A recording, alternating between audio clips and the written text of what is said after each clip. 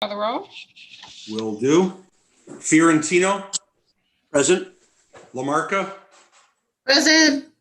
Miller. Present. Scarpino, present. Stevens.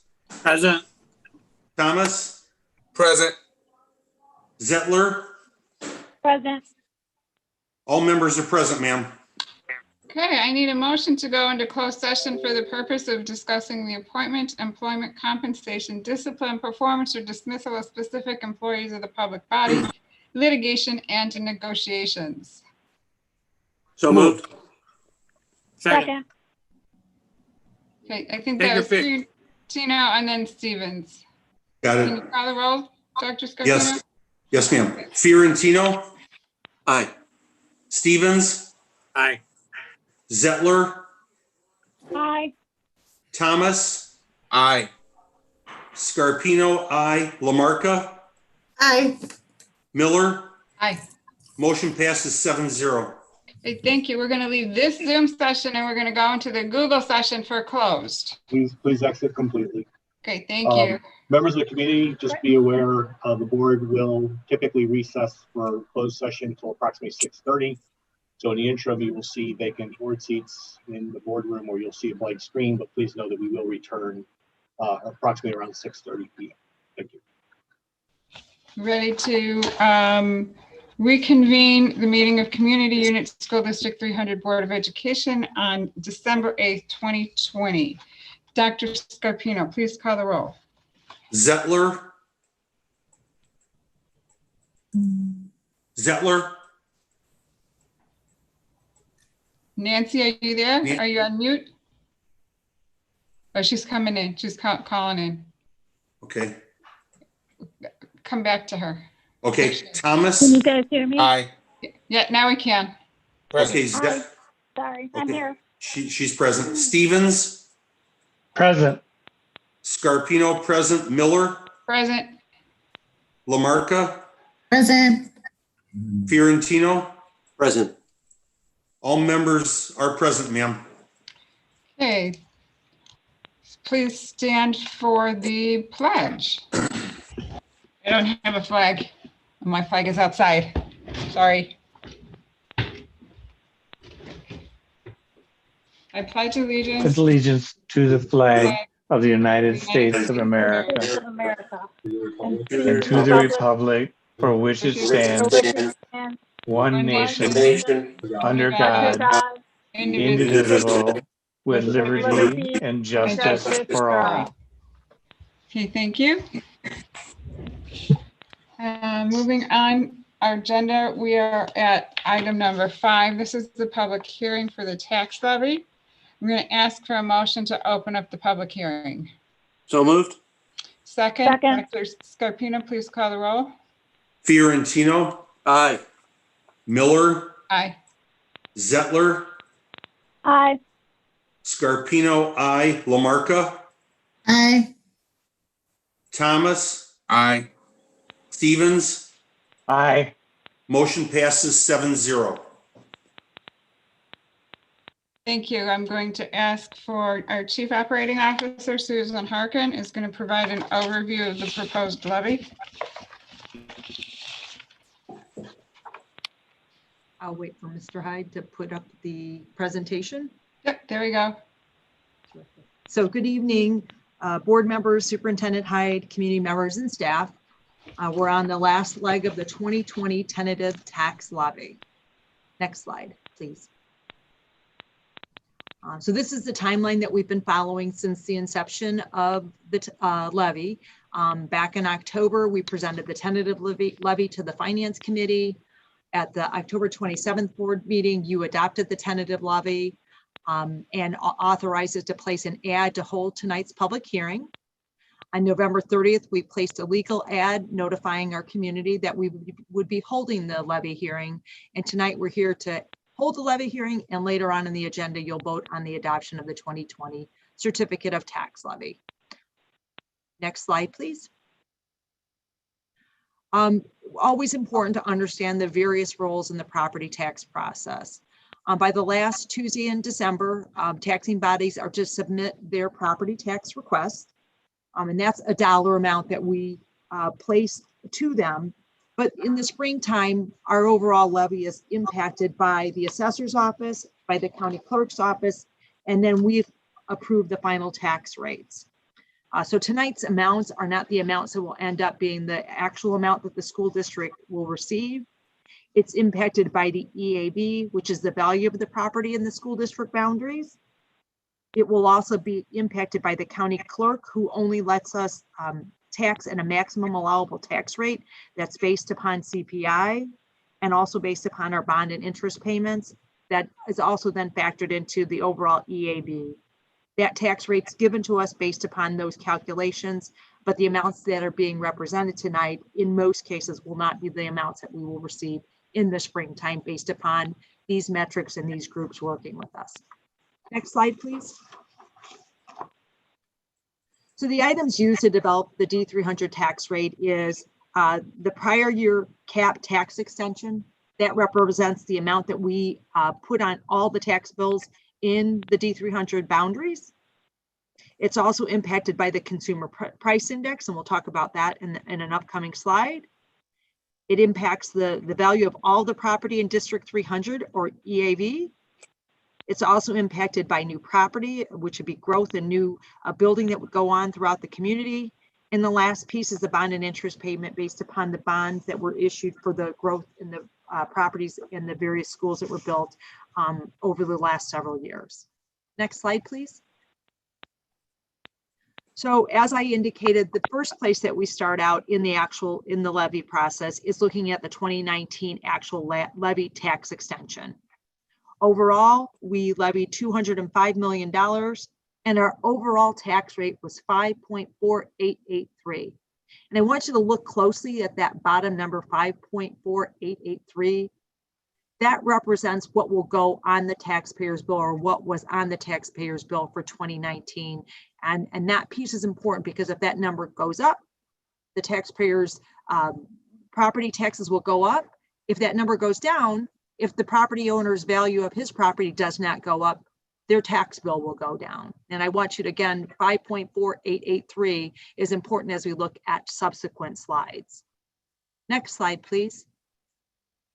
So as we look at our ask, District 300 is in a unique situation in comparison to many of the other municipalities and school districts throughout the state. We cover 4 different counties, of which all of them operate on various timelines and providing data, but no matter what, we have to finalize our tax information and levy requests in December. At this point in time, we've received some preliminary information on what our new property will be, but we have not gotten that from Cook County. So therefore, we always estimate the amount of new property, which is really important to our local taxpayers. And we always estimate that at a higher value because we do have the Sears EDA in the school district boundaries. We've been looking at that for several years, saying that the EDA hasn't been meeting its metrics for what should be the case for the EDA to continue. So for the last several years, we've been balloon levying because we've increased that new property should the Sears EDA no longer be in existence and become new property of the school district. So while we ask for this amount, if for some reason that doesn't happen, our amount that we're requesting will never come to the school district and would never be passed on to other taxpayers in the school district 300 boundaries. So I want to just point out very clearly that part of tonight's amount that we're requesting is based upon the fact that there's always a chance that we hope that because the ADA isn't what we believe is no longer viable, that we want to make sure that we can help claim that new property should that occur. Our prior year EAV was $3.8 billion. This would estimate a little over $4 billion in new property. The change in EAV is 2%, which is what would happen to the basis of all property values throughout the existing property base. And we have a consumer price index of 2.3%. So these were the amounts that were factored into our ask. And again, will be adjusted in the springtime through the assessor and the county clerk's office. Next slide, please. So our request or ask, again, the 2019 tax rate that we extended that was put on our local tax bills to all of our taxpayers was 5.4883% at 205 million. The ask is 221 million. But if you look at, we would be at 5.4494 of what our overall tax rate, which would be a decrease to all of our local taxpayers if we were to receive this ask. So while we would receive 221 million, and that seems like a large request from our taxpayers, the 16 million, much of that would be coming from the new property taxpayers, and that would not be passed on to our local taxing bodies or local taxpayers. And again, that rate that's on there would be the rate that would be on each taxpayer's tax bill. And if that goes down and the property value of that homeowner stays the same, or property owner, then their tax bill for District 300 would go down as well too. And that's because if we can spread our bond and interest payment over to new tax people, that helps lower the overall tax rate to our taxpayers. And it actually is a good thing when we have more new property in the school district. Next slide, please. We always, at this point in time in our levy process, help understand what we believe would be the more accurate springtime projected factors.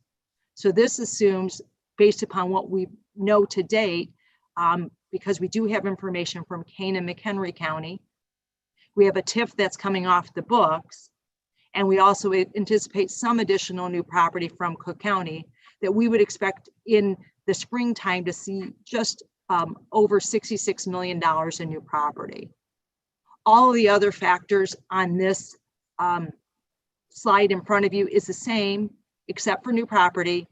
And also at the last board meeting, you agreed to abate our bond and interest that we had received, which will overall lower our tax rate to our local taxpayers, because that will not have to be paid by our taxpayers. It will be paid by the interest we've earned in our bond and interest fund. Next slide, please. So here is using the previous projections from the previous slide, where we believe that we probably will end after in the springtime, when the local assessor and the clerk finalized the overall tax rate for District 300 with the actual new property that would be out there. We would expect that it would be go from a $205 million to a $212 million levy. The tax rate that we would expect that would go on the local taxpayers' tax bill would be 5.4763, which again is still lower than 2019. So if a local taxpayer's property value does not go up, their overall tax bill will either be the same or slightly lower. Next slide, please. This slide here represents what would happen based upon the various tax rates to the local homeowner. In 2019, for a $200,000 priced home, the average homeowner would pay $3,659 for the District 300 portion of their tax bill. If that homeowner saw a slight increase in the value of their home, they would see their tax bill at $3,724, and it's about a $65 increase. If there is no difference in their property value that the assessor comes up with for their home, they actually would see an $8 increase, or a new portion of their property tax bill for District 300 to be $3,651.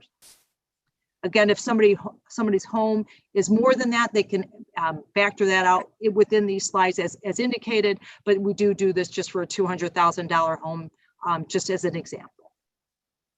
Next slide, please. We showed this slide over and over again. This slide represents the tax rates for Kane and McHenry County school districts.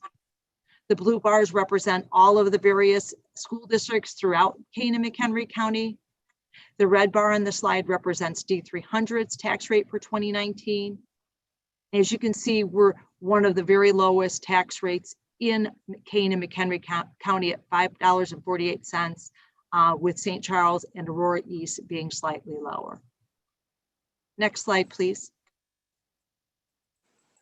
We also, at this time, just help you understand what tips we have out there that are money that are being levied on an annual basis that go to the villages and does not come to School District 300. We have roughly $250 million of incremental EAV that's generating $14.5 million in property taxes that's being given to our local municipalities and does not come to District 300. Next slide, please. So again, tonight we've been working closely with the Board Finance Committee on the overall levy. We have presented in October the tentative levy amount, and we did place an ad in the local newspaper to let our taxpayers know that tonight was the night for the hearing. And I would entertain any questions if the board members have it in relationship to what's in front of you this evening. Susan, I have a question. Yes, Dr. Scarpino. The slide, I want to say it was 3 slides ago where you showed the school districts. Can you go back? The one right before that, I believe. There. That's all of the school districts in Kane and McHenry County, and we are the 3rd lowest? Yes, sir. Okay, thank you very much. You're welcome.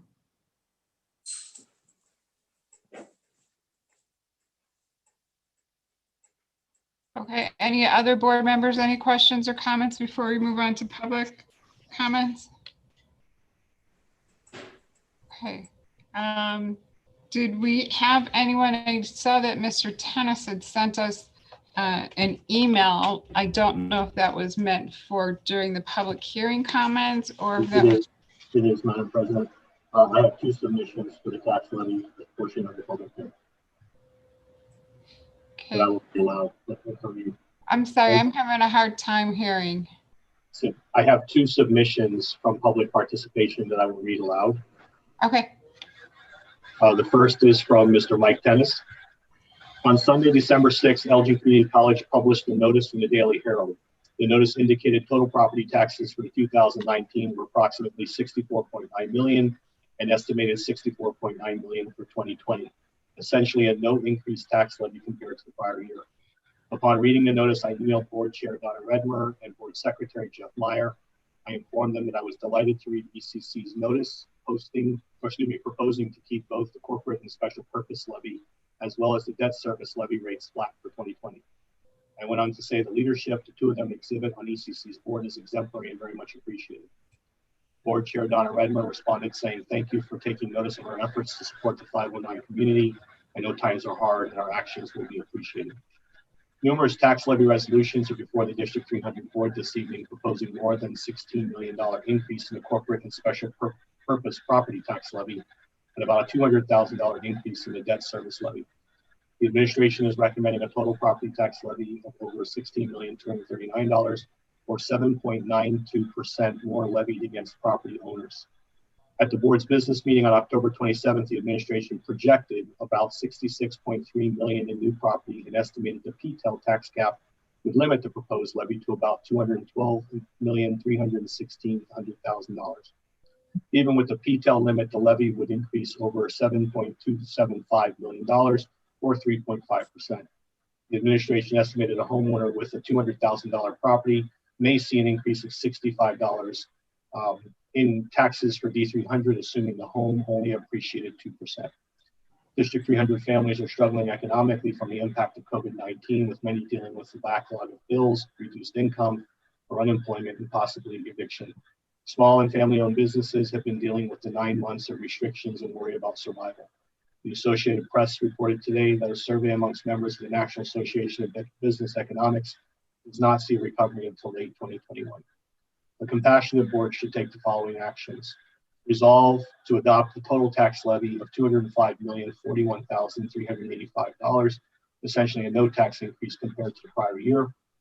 Resolve that the amounts levied by purpose be proportionate to the administration's recommendations, for example, reducing the operations and maintenance levy while increasing the special education levy. Take no action upon the proposed resolution to reduce certain levies to comply with PTEL, since the PTEL cap would not be a factor. Resolve to apply for a special education fund levy in the amount of $30,112,116, an increase of over $301,000 from the prior year. Resolved to apply for working cash fund levy in the amount of $6,749 equivalent to last year. As the board chair for Elgin Community College stated, times are hard. The board exhibiting compassion and taking actions to support the D300 community will be appreciated. The second submission is from Holly Jarofsky. She has requested that we please submit for public review the EAB form submitted to the county clerk. Please enumerate the reason for the above average proposed property tax increase. Statewide average is less than 5%. Please underscore the planned instructional uses versus the administrative use for the increased funds. That concludes public participation for the tax levy portion of the meeting. Okay, any other questions or comments from board members? Okay, I request a motion to close the public hearing. So moved. Second. Dr. Scarpino, call the roll. Scarpino, aye. Fiorentino, Aye. Lamarca, Aye. Miller, Aye. Zettler,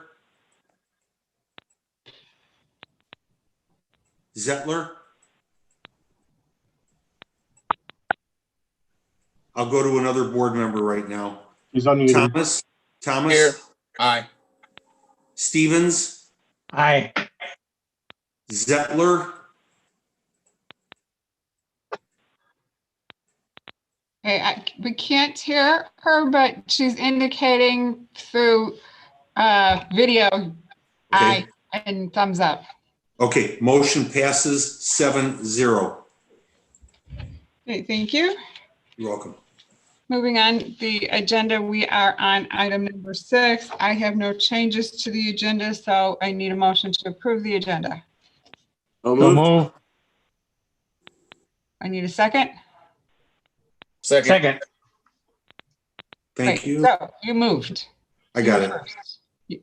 You got it, David? Okay. I think I do. Stevens, Aye. Thomas, Aye. Zettler, She again is indicating by her ascension by thumbs up Okay. and nodding of her head. got it. Scarpino, aye. Fiorentino, Aye. Lamarca, Aye. Miller, Aye. motion passes 7-0. Okay, we're going to move on to item number 7. These are board announcements. We've got several good news announcements here, all having to do with employees who have had 30 years or more of service for us. And so I'm going to be watching for board members. We've separated these out between board members to see if there's any glitches. If there are, I'll pick up that one.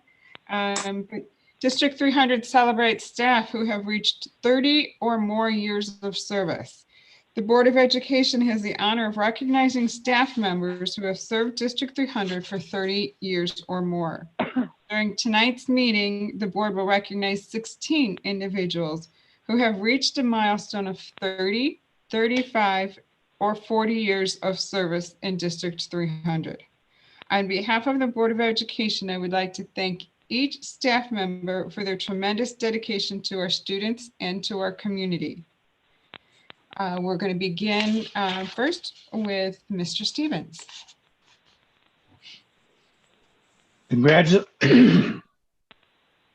Congratulations to Margaret Dill-Lentz, who currently serves as cognitive disability teacher at Jacobs High School. Margaret is celebrating 30 years in District 300. Jacobs Principal Barb Vale has shared the following statement. Margaret's dedication to students, family, and staff is evident in her 30 years of service in District 300. Margaret's enthusiasm for the arts and her profound interest in providing students with exposure to creative venues have had a positive impact on all the students she has taught over the years. Margaret has been an advocate for students both in low incidence programs and students in the 300+ program. Margaret's passion for helping students grow both academically and emotionally has been a key factor in implementing art classes for students in D300. Low incidence student population, Margaret thrives on creating positive relationships with parents, students, and staff. She understands that the role of a teacher is to be the voice of the unheard and the misunderstood. Margaret is and always will be a valuable member of the D300 community. Thank you, Margaret Dill Lentz, for providing 30 years of service to District 300.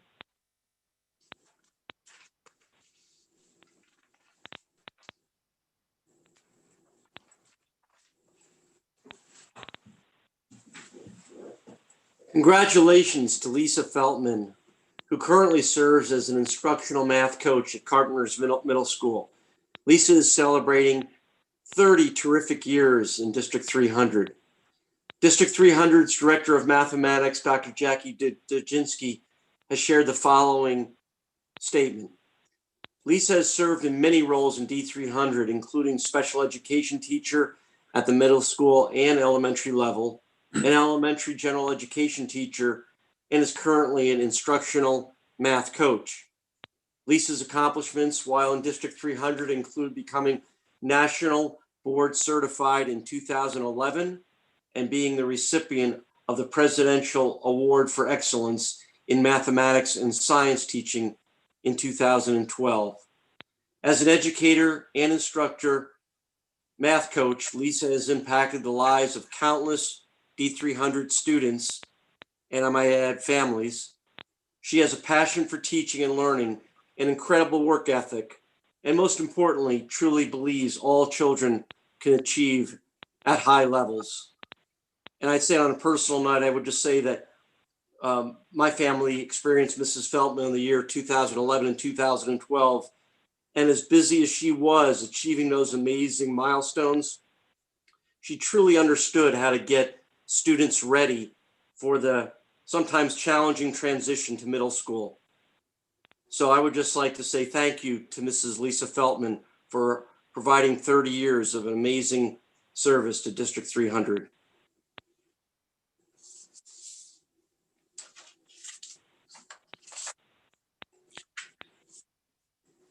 Jay Gilly. I had asked President Miller if I could read Jay's 30-year anniversary letter because 16 years ago, Jay was the very first principal secretary I met when I started visiting schools as the associate superintendent in District 300 in 2004.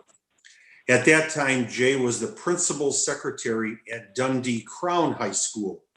She impressed me then and continues to impress me with her professionalism, dedication, and work ethic. Currently, Jay is the principal secretary at Oak Ridge. And here is what Stacy Wilkinson, the principal of Oak Ridge School, shared about Jay. For the past 30 years, Mrs. Gilly has been an important and essential staff member in District 300.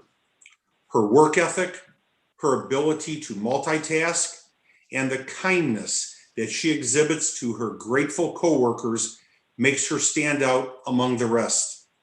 We feel so lucky to have the opportunity to work with Jay, and we hope that she continues working for District 300 for many years to come.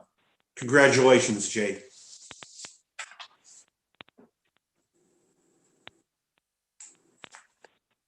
Congratulations to Catherine Hagendorn, who currently serves as a cross-categorical teacher at Hampshire High School. Catherine is celebrating 30 years in District 300. Hampshire High School Principal Brett Bending has shared the following statement. Catherine has been a tireless advocate for students with special needs throughout her career at District 300. She continues to be a great teacher and case manager. We are fortunate to have her as part of the Whipper family at Hampshire High School. Thank you, Catherine Hagendorn, for providing 30 years of service to School District 300.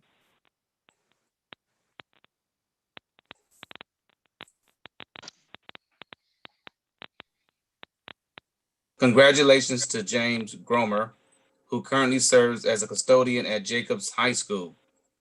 James is celebrating 30 years in District 300. Jacobs principal Bob Valley has shared the following statement. Jim has been with the District 300 for the past 30 years.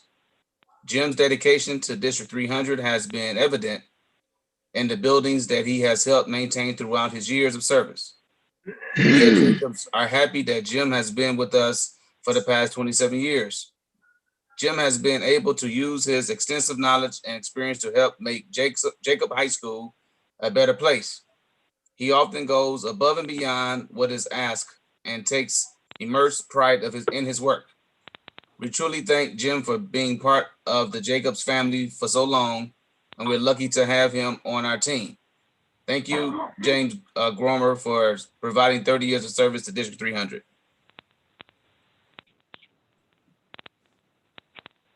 Congratulations to Doreen Peterson, who currently serves as a fourth grade teacher at Westfield Community School. Doreen is celebrating 30 years in District 300. Westfield Principal Tom Rosenock has shared the following statement. Ms. Peterson has been a faithful employee of District 300 for the past 30 years. She taught at Carpentersville Middle School and Hampshire Middle School before being asked to be a member of the startup committee for Westfield Community School. She currently is helping to shape our future through her fourth grade students. Her dedication to helping students succeed and her commitment to the community continue to be her passion. And also I'd like to say that I've known Dory for almost 20 years. My oldest daughter was one of her students in fourth grade, and I've known Dory to always be creative and always striving to make sure that her kids are not only engaged, but learn to love learning. Thank you, Dory, for providing 30 years of service to District 300, and I'm honestly surprised you're old enough to have been here for 30 years, but you do a great job, and thank you very much. Congratulations to Janice Jani Satani, who currently serves as the 8th grade math teacher at Hampshire Middle School. Johnny is celebrating 30 years in District 300. Hampshire Middle School Principal Jim Sismack, along with additional HMS staff, shared the following statement. Jani's enthusiasm and love of math shows through her teaching and interaction with her students. She seems to know everything there is to know about math, yet she always is looking for new ways to solve a problem or to show a concept. I have learned so much by being in her class, and I know her students feel the same. Janice is one of the easiest people in the world to relate to. She is humble and welcoming. She is dedicated to her work and dedicated to her family and friends without reserve. She is one of those people whose positivity is contagious, and this district is lucky to have her for a teacher. Thank you, Janice Satani, for providing 30 years of service to our district. Congratulations to Craig Ziegler, who last served as a language arts teacher at Hampshire Dundee Middle School before retiring. We would like to congratulate Craig on his 30 years of service in District 300. Dundee Middle School Principal Jeff Herb shared the following statement. Mr. Ziegler, who retired at the end of the 1920 school year, was an asset to Dundee Middle School. The phrase, "Jack of all trades," comes to mind with regard to his teaching tenure, having taught multiple content areas from year to year without a single complaint. Craig has a way with people. Connecting and building meaningful relationships is something he values. He also has a keen nose with innate ability to know where the best candy was in the building at all times. His natural demeanor and sense of humor led to an annual round of applause at the end of his open house speech. He is a genuine individual that cares deeply for his students and his colleagues. We wish Mr. Ziegler the best in his retirement, and he is certainly missed at DMS. Thank you, Craig Ziegler, for providing 30 years of service to District 300. Congratulations to Kim Bieber, who currently serves as custodian at Newbert Elementary School. Kim is celebrating 35 years in District 300. Newbert Principal Jennifer Breeze has shared the following statement. Kim Bieber is not only a symbol of service, She is also a symbol of Newbert Elementary School. Kim has been a dedicated Newbert Elementary custodian for 35 years. It is fair to say that no one knows our building better than Kim Bieber. Kim takes great pride in taking care of the building and the staff at Newbert Elementary School. Everyone always says, if you need something, ask Kim. She is an important part of the Newbert team, and her service is an important part of our continued success. Thank you, Kim, for providing 35 years of service to District 300.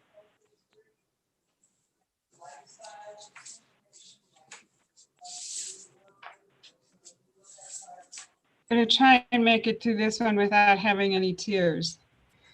Congratulations, Linda.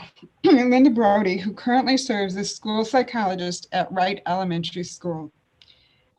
I don't know where the last 35 years went. Congratulations to Linda, who's celebrating 35 years in District 300. Wright Principal Melanie Gravel has shared the following statement. Hats off to Linda Brody on her 35 years of dedicated service to District 300. Speaking of hats, Mrs. Brody wears many hats at Gary D. Wright Elementary School, including school psychologist, education services coordinator, 504 coordinator, and PBIS Tier 1 coach. Mrs. Brody has written and been awarded grants by the District 300 Foundation for Educational Excellence for projects including Calm Down boxes and summer book buddy bags. She has helped to coordinate and deliver interventions to students through our Right Before School program.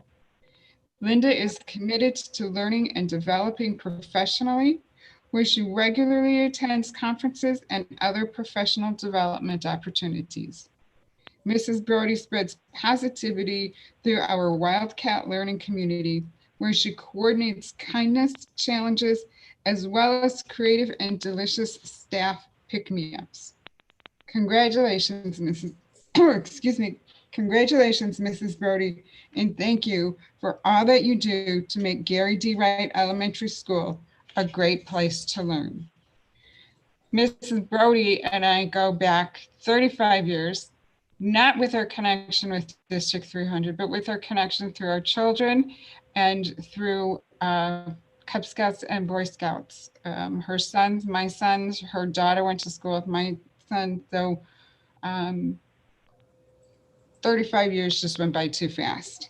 Thank you, Linda, for providing 35 years to District 300. Congratulations to Susan Burke, who currently serves as a second grade teacher at Newbert Elementary School. Sue is celebrating 35 years in District 300. Newbert Principal Jennifer Breeze has shared the following statement. Sue is truly an inspirational educator. She has been a dedicated teacher at Newbert Elementary 35 years. Sue is an outstanding teacher that has high expectations for herself and her students. Sue works tirelessly to ensure that her students are successful, and she has made a significant impact on the lives of young people in the D300 community. There are no words that can truly express the level of Sue's commitment and dedication. Thank you, Sue, for 35 years of outstanding service. Thank you, Susan Burke, for providing 35 years of service to School District 300.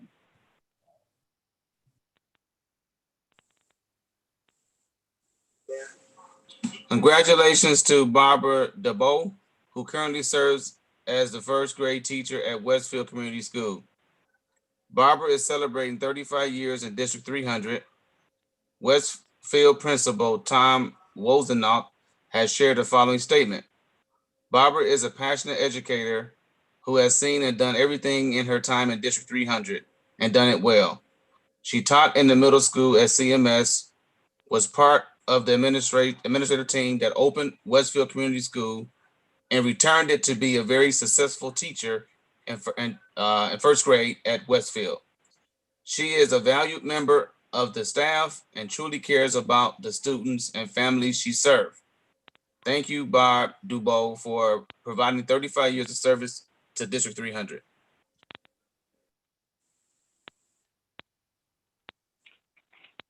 Congratulations to Dr. Sarah Kudrowski, who most recently served as assistant principal of Liberty Elementary School. Sarah retired in June of 2020. We'd like to congratulate Sarah on 35 years of service in District 300. Liberty Principal Bob Cleavon have shared the following statement. It is with great honor to recognize Sarah Kudrowski, Dr. Sarah Kudrowski, an amazing administrator and colleague. Dr. Kudrowski was a pillar to the Liberty Elementary School community. We were fortunate to have her spend her final 4 years of her 35-year career in District 300 at Liberty. She was a valued member of our administrative and office team and a valuable resource to our students and staff. Sarah's hard work and dedication of always doing what was in the best interest of children made a deep impact on all past and future generations of our student body. She has been greatly missed, and we congratulate her on her accomplishments of 35 years of service in District 300. Thank you, Dr. Sarah Kudrowski, for providing 35 years of service to District 300.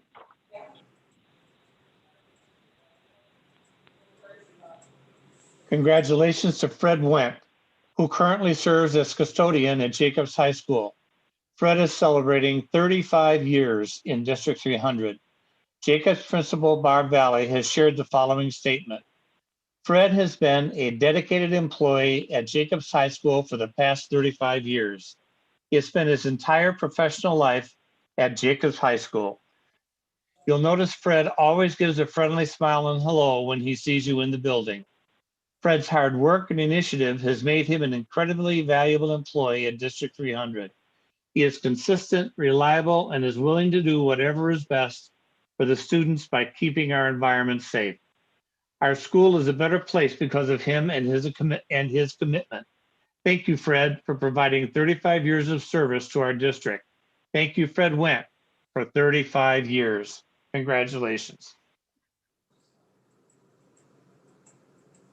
Congratulations to Jesus Melgoza, who serves as a custodian at Dundee Crown High School. Jesus is celebrating 40 years. Dundee Crown Principal Katie Wachowski Wetzel has shared the following statement. From daily tasks to one-of-a-kind problems, the knowledge and know-how Jesus has is unmatched. He is a true leader that learns on the job and also teaches his colleagues along the way. He has a bubbly personality which can be seen every day in our hallways as he says hello to everyone he walks by. The courtesy he shows staff, parents, and students day in and day out is outstanding. The individuals that have been blessed to work with him can all say the same thing. He is a team player and always there to help, to lend a helping hand. He never is afraid to roll up his sleeves, and his work ethic is unrivaled. We are so lucky to have Jesus as part of the Dundee Crown family. Thank you, Jesus, for providing 40 years of service to District 300.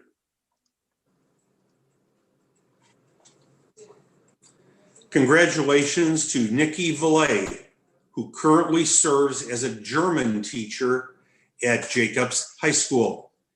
Nikki is celebrating 40 years in District 300. Nowadays, to reach a milestone of 40 years with one employer is a true rarity.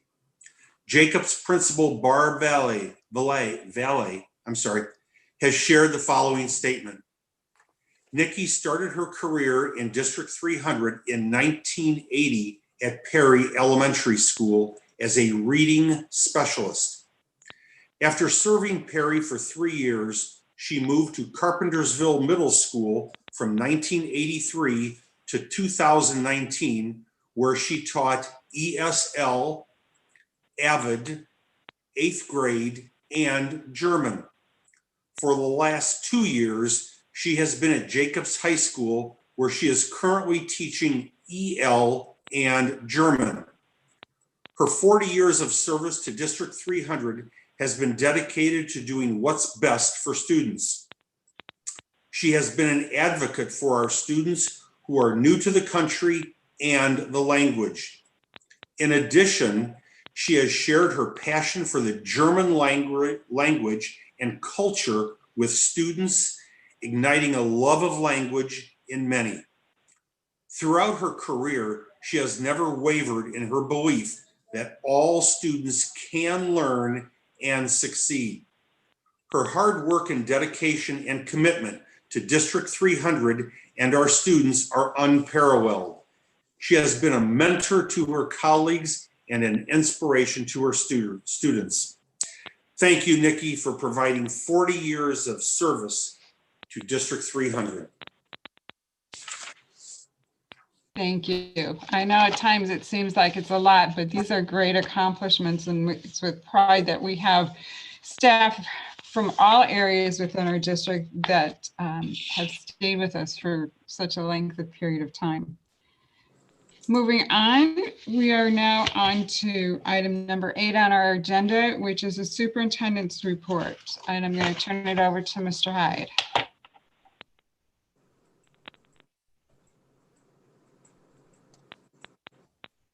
Unmute. Thank you. Good evening, Madam President, members of the board, members of the community and staff. Thank you for joining us this evening.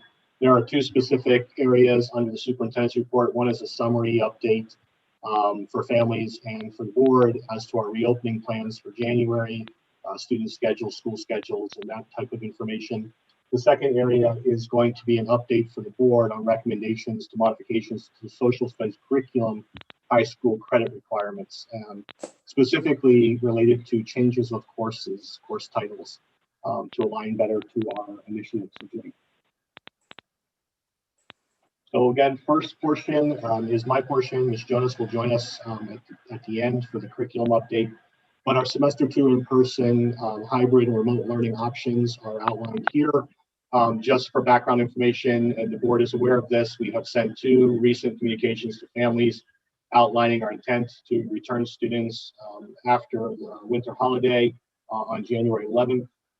So as a reminder, at the September 22nd Board of Education meeting, I did present our hybrid learning plans for middle school and high schools with the options to families stay remote if they so chose. This option was targeted for information at the start of the second quarter, beginning October 13th.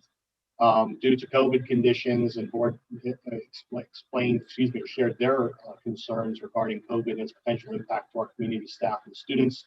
Decision was made to retain students, and let me make sure I actually fully address that. The board also had or expressed concerns with the number of course changes and classroom and teacher changes that would occur midterm in order for us to be able to accommodate both the in-person and remote learning option at that time. The board decided at that time that we would remain remote for secondary students in grades 6 through 12, and that we would resume an in-person option beginning in January, the start of our second semester. We are currently, again, targeting implementation for January 11th for our secondary and elementary students.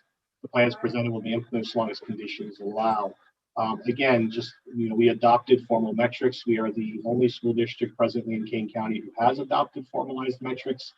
Just as a general reminder, there are 5 criteria within the matrix. If 2 or more of those indicators revert or drop into the red category, it forces us to look at the next 2 levels. The next 2 levels include evidence of transmission in classrooms or evidence of transmission across the school as designated or identified by IDPH and local health departments as outbreaks. Outbreaks are determined by 5 or more linked events. So after they perform their contact tracing, if there's evidence that transmission occurred between those 5 or more individuals, decisions at that time would be made to either close a classroom, as we've done previously at the elementary level, or the decision or the recommendation may be to close a building for a period of 2 weeks to allow an appropriate quarantine period. Again, each one of those are specific to that unique criterion. The second item that we look at as our default is impact to staff. are we able to adequately staff these schools? Most recently, all Kane County schools reverted back to remote learning only. That was in part due to two issues. Number one, the recommendation from the Kane County Health Department for an adaptive pause through December 4th, in addition to which every district reported that they had currently exhausted their substitute ranks and that they were reaching a point where they would no longer be able to sustain in-person instruction because there simply weren't any teachers left to place into classrooms. Here is a summary for our secondary schools. This goes back to the data we've collected. As a reminder, going as recently as October, schools have worked to communicate with families to reassure us of their selection. And as you know, there is a new choice option out there for elementary school parents. I'll address that in a moment. But also for our secondary parents, information in my most recent email on December 4th said that if you have changed your mind about being remote or in person, please contact your school. At the time that this presentation was drafted, Dundee Crown, who has a total enrollment this year of 2,583 students, approximately 62% of their students had indicated an interest in being in person. 37 or 38% of their students indicated an interest in remaining in remote. Jacobs High School, 2,088 students, 71% indicated an interest in being in person, 29% remote. For Hampshire High School, 1,855 students enrollment, 76% indicated an interest in being in person, 24% indicated an interest in being remote.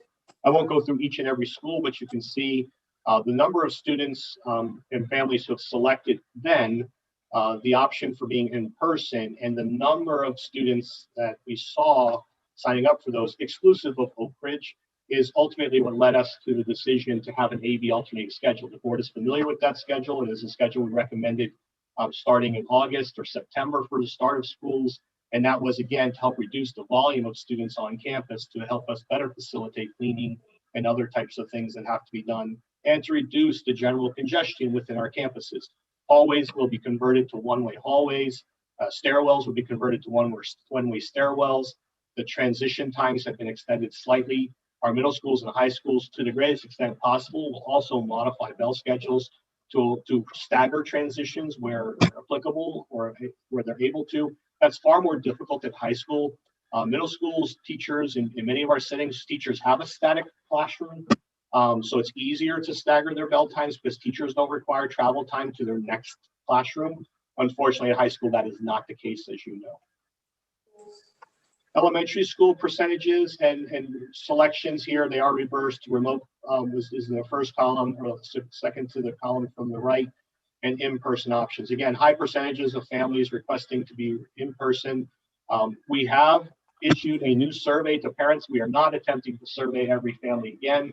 The directions and explanation we provided to families was two conditions that you needed to complete the survey. Condition number one is if you were choosing to change your previous submission. All of the parent submissions are date and time stamped, as you know, so that we can keep an accurate record of their most recent choice. So again, if they have changed their mind, either moving from remote to in-person or in-person to remote, we will capture that between now and December 9th. We will close at 6 p.m. December 9th. We will not allow changes post after that. That is what led to, and our efforts to be as generous as in order to meet the needs of our families. You saw the numbers creep up very quickly for remote learning in the elementary reopening. We had significant numbers of families moving. We had over 300, close to 400 requests for changes. And so initially what we had calculated was we would have an average classroom size of in-person learners of 15 and an average class size of remote learners roughly at 15, thinking about, class sizes and 50%. Ultimately, what we found was in-person class sizes were down in the 8 to 12 range, and our remote learning classes very quickly spiraled up to be at class sizes. So here we don't see any issues right now or anticipate any issues. Again, with elementary schools, as you know, the recommendation for social distancing, we are providing 6 feet center to desk, left to right, front to back. We are about anywhere from 4 to 5 feet. But that's also why the district expended funds to ensure that we had the plexiglass trifolds. This was in an effort to maximize the amount of time on campus for our students. Any classroom that will exceed 20, I will address that here in a few moments. For the instructional delivery model, our teachers will be K through 12. They will be both synchronous and teaching to the students who are live or in person at the simultaneously. There are a variety of strategies our teachers can utilize to accommodate this. We are continuing to provide resources, information, and training. We will have training days coming up in January for our staff to help ensure as you recall, board members, at the beginning of the school year, prior to the start of the school year, we did procure additional cameras for our teachers. We also provided training on everything from how to transition documents from a paper format to a digitized format. And so Ms. Pasco and the team continue to work. We have been continue to work collaboratively with our collective bargaining units to get to this point. It does provide greater flexibility for quarantine events. Quarantine events we do hope to minimize, and I will explain why we anticipate the opportunity to minimize the unnecessary quarantining of students and staff. Just to apprise of you and members of the community, IDPH has not adopted the changes or most recent recommendations from the CDC to reduce the quarantine duration. That is not because they don't intend to do so. It is simply because they are seeking clarification on several points, and then they will provide an updated quarantine recommendation to us. It does provide consistency of schedule. It helps us ensure that they remain with their teachers. It supports a 9-period school day. It eliminates asynchronous days, and it provides flexibility to retract or expand in-person learning based on changes or local conditions. So we can see the Friday currently, which is going to be all synchronous at secondary, quickly go away. If we reopen and things are operating well and we are being successful, then we will look to expand that AB schedule to include Friday within the rotation. Until such time, for approximately the first month, 3 or 4 weeks of school, we need to monitor that and see what the potential impact is for staff and for students. The instructional delivery model, again, continued. The teachers will deliver instruction in a traditional manner, but they may structure their classrooms or their daily instruction differently. At any time with teachers in a classroom, we've shared this in many of our town halls recently, and admittedly, there's some oversimplification here. But teachers deliver what we call through scaffolded modeled instruction or the gradual release model, where the teacher does, then the group does, where the teacher may practice along with students. It's called the I do, we do, you do gradual release model. And then ultimately the teacher releases the class to work independently or in small groups. At that time, the teacher typically transitions and shifts into facilitator, and they move around the classroom and interact with students. Much in the same manner that they do that in the traditional classroom, we can apply that in a classroom where students are both remote and in person. Again, I shared we have provided additional technology, and they will use traditional strategies to check in with in-person and remote learners during national transition points or times assigned for independent work. Teachers may also work to identify students in the classroom that can assist them. So at the upper grade levels, if there's students in a remote section joining class, there are students in the class who can apprise the teacher or notify the teacher, Mr. or Mrs. So-and-so, there are students in the chat that have questions, because the teacher may have their back turned and at the dry erase board or at their smart board demonstrating or modeling something for students. And so there is a built-in process there where they can assist. For our preschool students, the half-day and full-day preschool for all students will transition again to an AB schedule. And we're dividing those classes in half. Half the class will attend Mondays and Wednesdays, while the other half will attend Tuesdays and Thursdays. Fridays will be synchronous day with students joining the teachers online. Board members and community, you will note that all Fridays are synchronous. The reason for that is we wanted continuity within the family structure. Many of our families find themselves in a position where older siblings are child care providers or providing some additional supervision of younger siblings, high school to elementary, high school to preschool.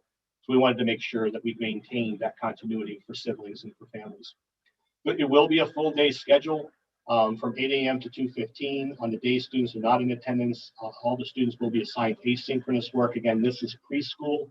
Remote learners will remain with their teacher and will join their classes daily. So preschool in-person schedule, again, here's a summary. The Lacey for the morning program, they'll be in person from 8:45 to 11:15. This is their traditional normal schedule. This is not an abbreviated schedule due to COVID. They have a PM program run for 12:30 to 3:30. Again, Monday through Thursdays. Fridays, they're operating remotely with the same groups. The satellite programs, the AM programs, and the PM programs, again, they will attend their normal schedule, 8 to 10:30, 11:40 to 2:15, and then Fridays, they will be remote with their teacher. At Parkview Elementary School, preschoolers will attend each day, attend remotely, 8 a.m. to 2:15, and I believe that is This is the remote only instruction, excuse me, 8 to 2:15 each day for their full day program. For elementary schools, they will provide in-person instruction Monday through Thursdays of each week. Again, we felt more confident bringing back elementary schools in larger numbers, simply because they're spread out more across the campus. They don't have the volume of students as compared to our middle school or high school enrollments. So we felt confident at this time that again was the best proposal to move them forward. A half-day program, as much as that was a viable option, just to to remind the board and the community why we're not doing an AM/PM program. If you take into consideration that we are entering the winter and the number of times where we may have ice or snow events, the amount of time it takes teachers to assist little ones with getting out of their winter attire, hanging it up in their cubbies, getting into classrooms, providing breakfast, all of those things, we will lose instructional time. So a 2.5 hour period of time on campus very quickly becomes approximately an hour and a half or an hour and 45 minutes, because we have to then replicate that at the end of the morning session to get them back into their winter attire, get their gloves on, get their hats on, gather all their belongings, and get them back onto a bus. So there's a great deal of time that we would expend on logistics and management versus instruction. So the decision was to provide a full day program. As I shared earlier, we have 4 instances right now where we are aware that classrooms will exceed 20 students. In any elementary classroom where the in-person learners will exceed 20, we will follow a similar program like we do at high school and middle school, and that class will be split in half, and they will attend on an A-day, B-day rotation, similar to what we're doing at middle school and high school. Unfortunately, we do not have the facilities to expand those classrooms into other areas, in addition to which parents and board members have frequently expressed the desire to keep students with their current teacher. The only other solution would be to force some of our specials teachers to go onto a cart, for example, music, art, STEM, who all really logistically need that space to function if they're going to deliver anything in a meaningful way. Imagine a music teacher. We're not just talking about recorders. We're talking about other instruments at the upper grade, of them having to travel with all of that equipment from classroom to classroom. In addition to which, as I shared earlier, parents do not want their students continuing to change and transition. That was our commitment to our family and to our board, was we would minimize those transitions any further. So that is our commitment at this time. As you recall, we also put out and started to interview applicants to start to backfill and provide additional cadre of teachers that we could utilize in instances where we have substitute vacancies, long-term vacancies, leaves, formal requests for leave of absence, FMLAs, and out of multiple, over 20 applicants, we only secured 3 based off of our interviews and our feeling that they were stronger candidates. So that's what will happen at the elementary school. Our families, again, as I shared, that they will get one final opportunity to modify. And again, the second reason why parents might complete this survey is they forgot what their initial choice was. Although I don't believe that that's true, because we were back with elementary school very recently. Elementary in-person learners will follow a traditional schedule from 8 to 2:15. Students will be in person Monday through Thursday. On Fridays, all students, with the exception of self-contained students, will participate in remote. There's additional information for self-contained later.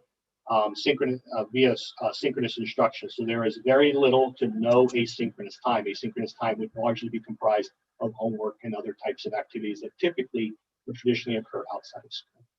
It will be in person 8 to 2:15, Monday through Thursday. All students attend remotely on Fridays.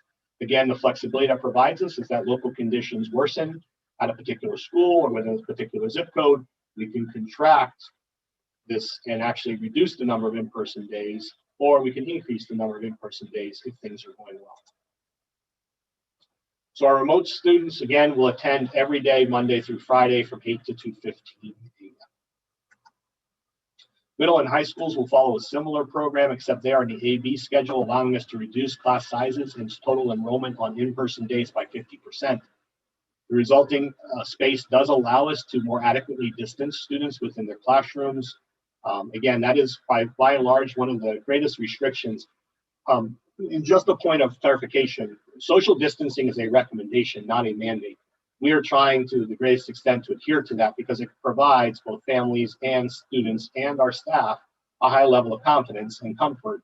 If students are going to be present on our campuses, we want to follow or try to adhere to as many of the recommendations as humanly possible. Students are continuing to be required to wear their masks by both IDPH and our board policy. As you recall, we adopted that back in August or September.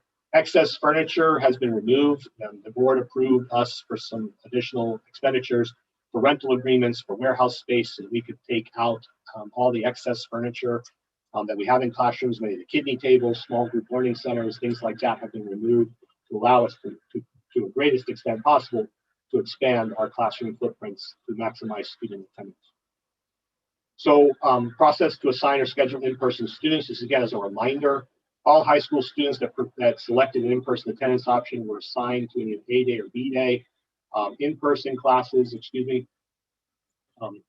we're on half the students. Again, we're trying to focus to reduce the overall number of in-person, and half the students will be in the classroom learning synchronously. Please understand that both middle school and high school, there may be examples based off the way they were able to reschedule students where a class may be fully remote. There may be no in-person learners in that class period. And then there'll be other classes where students are a mixture, and in some classes where they're just an in-person class of students. But again, even the in-person learners who are home are always coming into class on a daily basis. We did try to minimize schedule changes to the greatest extent possible. That does not necessarily include period changes. So please keep that in mind, that a student may have had Mr. Hyde for biology for period 3. They may still have Mr. Hyde, but they now have Mr. Hyde for period 5. So those types of modifications to allow us to better align students and schedule them appropriately and proportionately were necessitated. Parents and families will be able to see any changes in their students' schedules reflected on or after December 9th in Infinite Campus. In fact, I believe if parents go into Infinite Campus now, they'll actually see their group designation in there, meaning are you in the A group or the B group? Students in middle and high school were also assigned to their group based on the enrollment numbers or the number of students we believe we're going to have on campus. But we also, as we shared before, we looked at individual classrooms. Just splitting students alone does not guarantee that a classroom would not have more than 20 in-person learners. So we had to go down to the classroom level and ensure that we evaluated each class to further balance those. In addition to which, we did schedule students on their A day or B day based off siblings. So that way it keeps the entire family on one consistent schedule. The only time we deviated from that is if a family requested such a deviation. So I think I shared previously, I joked with the board, I don't believe that my mother would have asked for my brother and I to be on the same schedule. If we were going to be left as high schoolers at home alone together, that would not have been a conducive environment. We probably would have been at each other's throats. So my mother would have requested that. So we did have some families reach out to us and request that their children be on different schedules. The middle school and high school in-person option, again, Group A is on campus on Mondays, Group B is synchronous. That means they're joining class at the same time.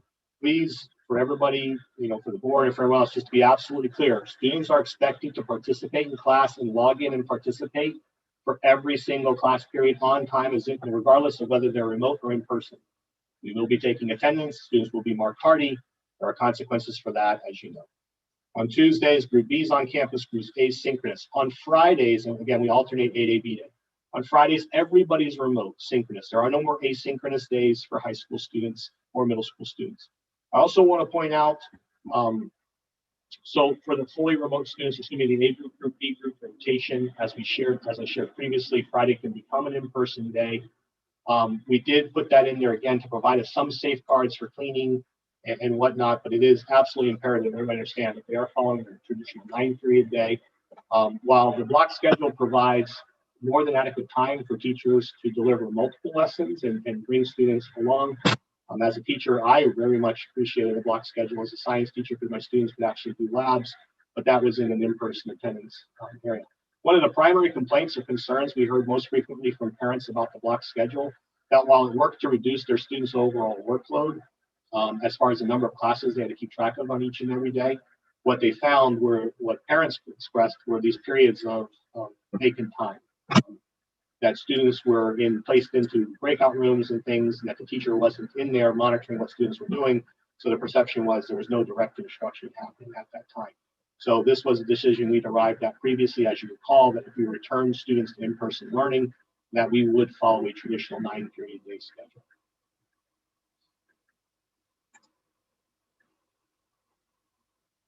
So the middle school schedule, again, will provide a similar option to high school following the 8A, B-Day schedule, with students alternating between being on campus and remote learning. One of the benefits of students being in person and synchronous within the same classroom structure is that if a student is quarantined, there's continued to be able to join the same class each day with their same teacher without any disruption. Again, as I shared before, middle schoolers will follow their traditional 9-period day schedule, A days on Mondays, B days on Tuesdays. The only deviation from this, and I would encourage families to look at the school calendar and the calendar's links that we provided in our communications. It is important on a week that may be abbreviated. For example, on weeks that include a holiday in January, February, or upcoming months, it's important for them to note that the remote day has been eliminated. You will actually just follow the 8A, B-Day schedule. We're maximizing in-person and minimizing the remote portion of the schedule during those periods of time when we may see a holiday. So our remote learners, very much like our high school remote learners, they will attend their normal day schedule. For middle school, it's 8:55 to 3:40. Again, they're attending every class period on time and remoting in with their current teachers and classmates on a daily basis. So again, the high schools provide them in-person option on 8A, B-Day alternating schedule. They'll follow their 9-period day. On the days when students are not attending in person, they'll attend via asynchronous approach, where students will log in remotely and participate in class each day. As I shared previously, they'll be in attendance each day, Monday through Friday. They attend classes 7:30 to 2:58 p.m. However, Monday through Thursday, they'll be alternating in their A group, B group rotation, and on Fridays, they will be remote. Remote learners, again, similar to elementary school, similar to high school, will follow their traditional schedules Monday through Friday. So again, for remote learners, just again, one more reminder, they're going to follow their normal schedule. They must log in, they must attend class, they must be on time. They must continue to participate. Students that are fully remote based off staffing availability, the format of classes may vary and could be one or more of the following. The student will have a full-time remote teacher that instructs 5 days a week via Zoom synchronously, or the student may be remoting into an in-person class where the teacher on their schedule has students in person and remote learners on Zoom. Students selecting remote learning will access synchronous instruction 5 days a week. Special education programs, meaning our self-contained programs like LEVY, SOAR, Oak Ridge, and our 300+ programs. And Oak Ridge is not a special education program, as you know, it's our alternative school. But for these programs, they will either, again, have the option to return in person or remain fully remote with their teachers Monday through Thursdays. On Fridays, they will participate in a combination of synchronous and asynchronous lessons as outlined by the teacher and program needs. One of the reasons why for our self-contained and special education programs, for Fridays in particular, we utilize that time for IEP meetings and note updates, and they have found that that time is highly utilized and very important. Our parents have been quite responsive. And also on Fridays, we will still continue to allow drop-in services. For example, PT, OT speech can still continue to be provided for families on Fridays, as well as, again, those in-person days. All remote learners with special needs continue to receive services to the greatest extent possible. And again, we can schedule those individuals to come on campus as needed to receive those supports. They will follow the regular school day times and class periods as they do the general education students. If the secondary students are mainstream students, meaning they may leave a resource class and go into a general education class, and we do try to maximize that in our scheduling each year, they'll be assigned again to an A group or B group to attend the classroom, and the other days will remain in the self-contained classroom and remote into that class. That again allows us to ensure that we have proper balancing within the classroom environment. 300+ students will remain at Jacobs High School at this time. And we have provided here a breakdown of the times, their start and ending times for each one of those program options or target programs. For students who have resource support or 504s, they'll continue to follow general education schedules at the appropriate grade level. 504 students, again, will follow the general education schedules at appropriate grade level as well. So no deviation. Parent choices for in-person or remote. Again, we sent a Google form to all families for them initially to select their changes. That was an ongoing process. Schools then followed up individually with families who did not complete the form, who we had multiple submissions for. Just to, again, to seek clarification, schools also sent an email to those opting or defaulting to remote learning and a different email to those opting for hybrid learning the week of October 12th. Instructional models were also included, and families were asked to contact the school if they wish to change their schedule. High schools used the remote section data to adjust their master schedules in an effort to create remote sections, as I shared previously. The district sent the most recent email to families on December 4th, again, asking them and providing them an option, one last opportunity to change. Again, after December 6th, that survey closes, and we are locking everyone into their decision for the quarter. We will not make any changes unless there's an absolute dire emergency within a family. But unfortunately, in our efforts, again, as we shared previously, to be accommodating of changes, and we understand the need for families to make those decisions, but at this point, we must require that they remain static within their choice option. The survey closes on December 9th at 6 p.m., and whatever submissions that come in is what we will use to schedule students. Athletics, fine arts, performing arts, driver's education, and club activities all will continue. Again, we still have to follow and operate under the criterion outlined by the health department and the state. We can't have more than 50 individuals in a space unless that space is divided. As we shared previously, we have the large plexiglass dividers that we can use in our common areas, such as our cafeterias, that will allow us to put more than 50 students. So it's 50 students per quadrant in those overflow areas, as well as our cafeterias. To the greatest extent possible, classes should be conducted outdoors if weather permits.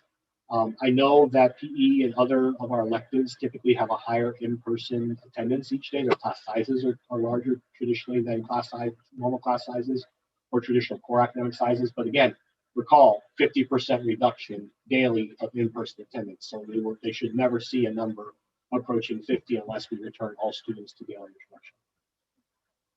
Unfortunately, for the current duration, and again, because we are arguably going into winter months, playgrounds, equipment, benches, and other permanent structures will not be used in elementary school.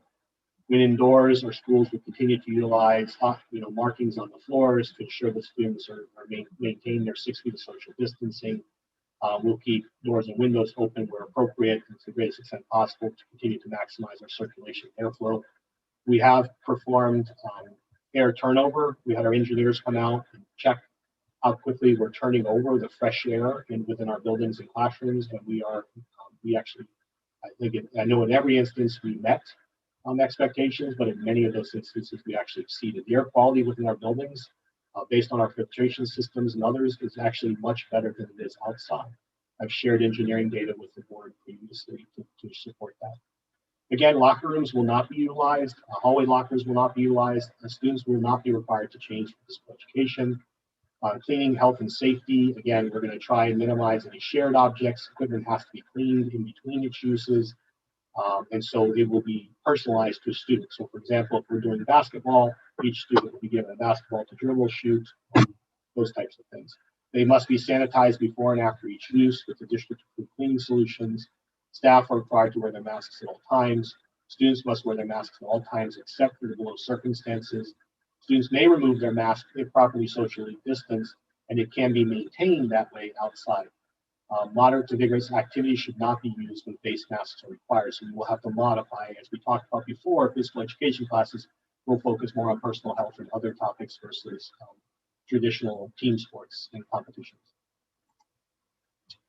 Middle schoolers and high schoolers will continue to follow all IHSA safety protocols. The middle school athletic schedule will shift to the table below. Again, everything is subject to change. As you know, this is constantly evolving, but this is our anticipated dates for students to participate in these. We will continue to provide opportunities for students. And we've tried to create a system where we don't create overlap or competition between activities, where students would be forced into a situation of forced choice. High school athletics, the same thing. We must continue to adhere to IDPH and IHSA guidelines and bylaws. So here is what we anticipate for students based off the guidelines and recommendations in the spring. Starting in February, we would arguably see football, boys soccer, girls volleyball. In the summer, starting in May, we should expect to see baseball, softball, track and field, girls soccer, boys and girls lacrosse, boys tennis, and wrestling. Again, all of that is ultimately determined by IDPH and IHSA or the governor's office. For the fine and performing arts, performance-based music classes, we have procured additional PPE specific to those courses that will allow students to play instruments. There are, as you know, several studies that come out about molecular spread, or what we have unfortunately found most people refer to as the SPIT study. And so it does talk about when students are in chorus or students are in band and orchestra, what are the concerns with the possibility of water droplets being spread throughout the room. To help address these issues for some of our special education and all of our chorus and band classrooms, we have procured HEPA filters, filtration systems. Mrs. Harkin and Diane White have worked to procure that.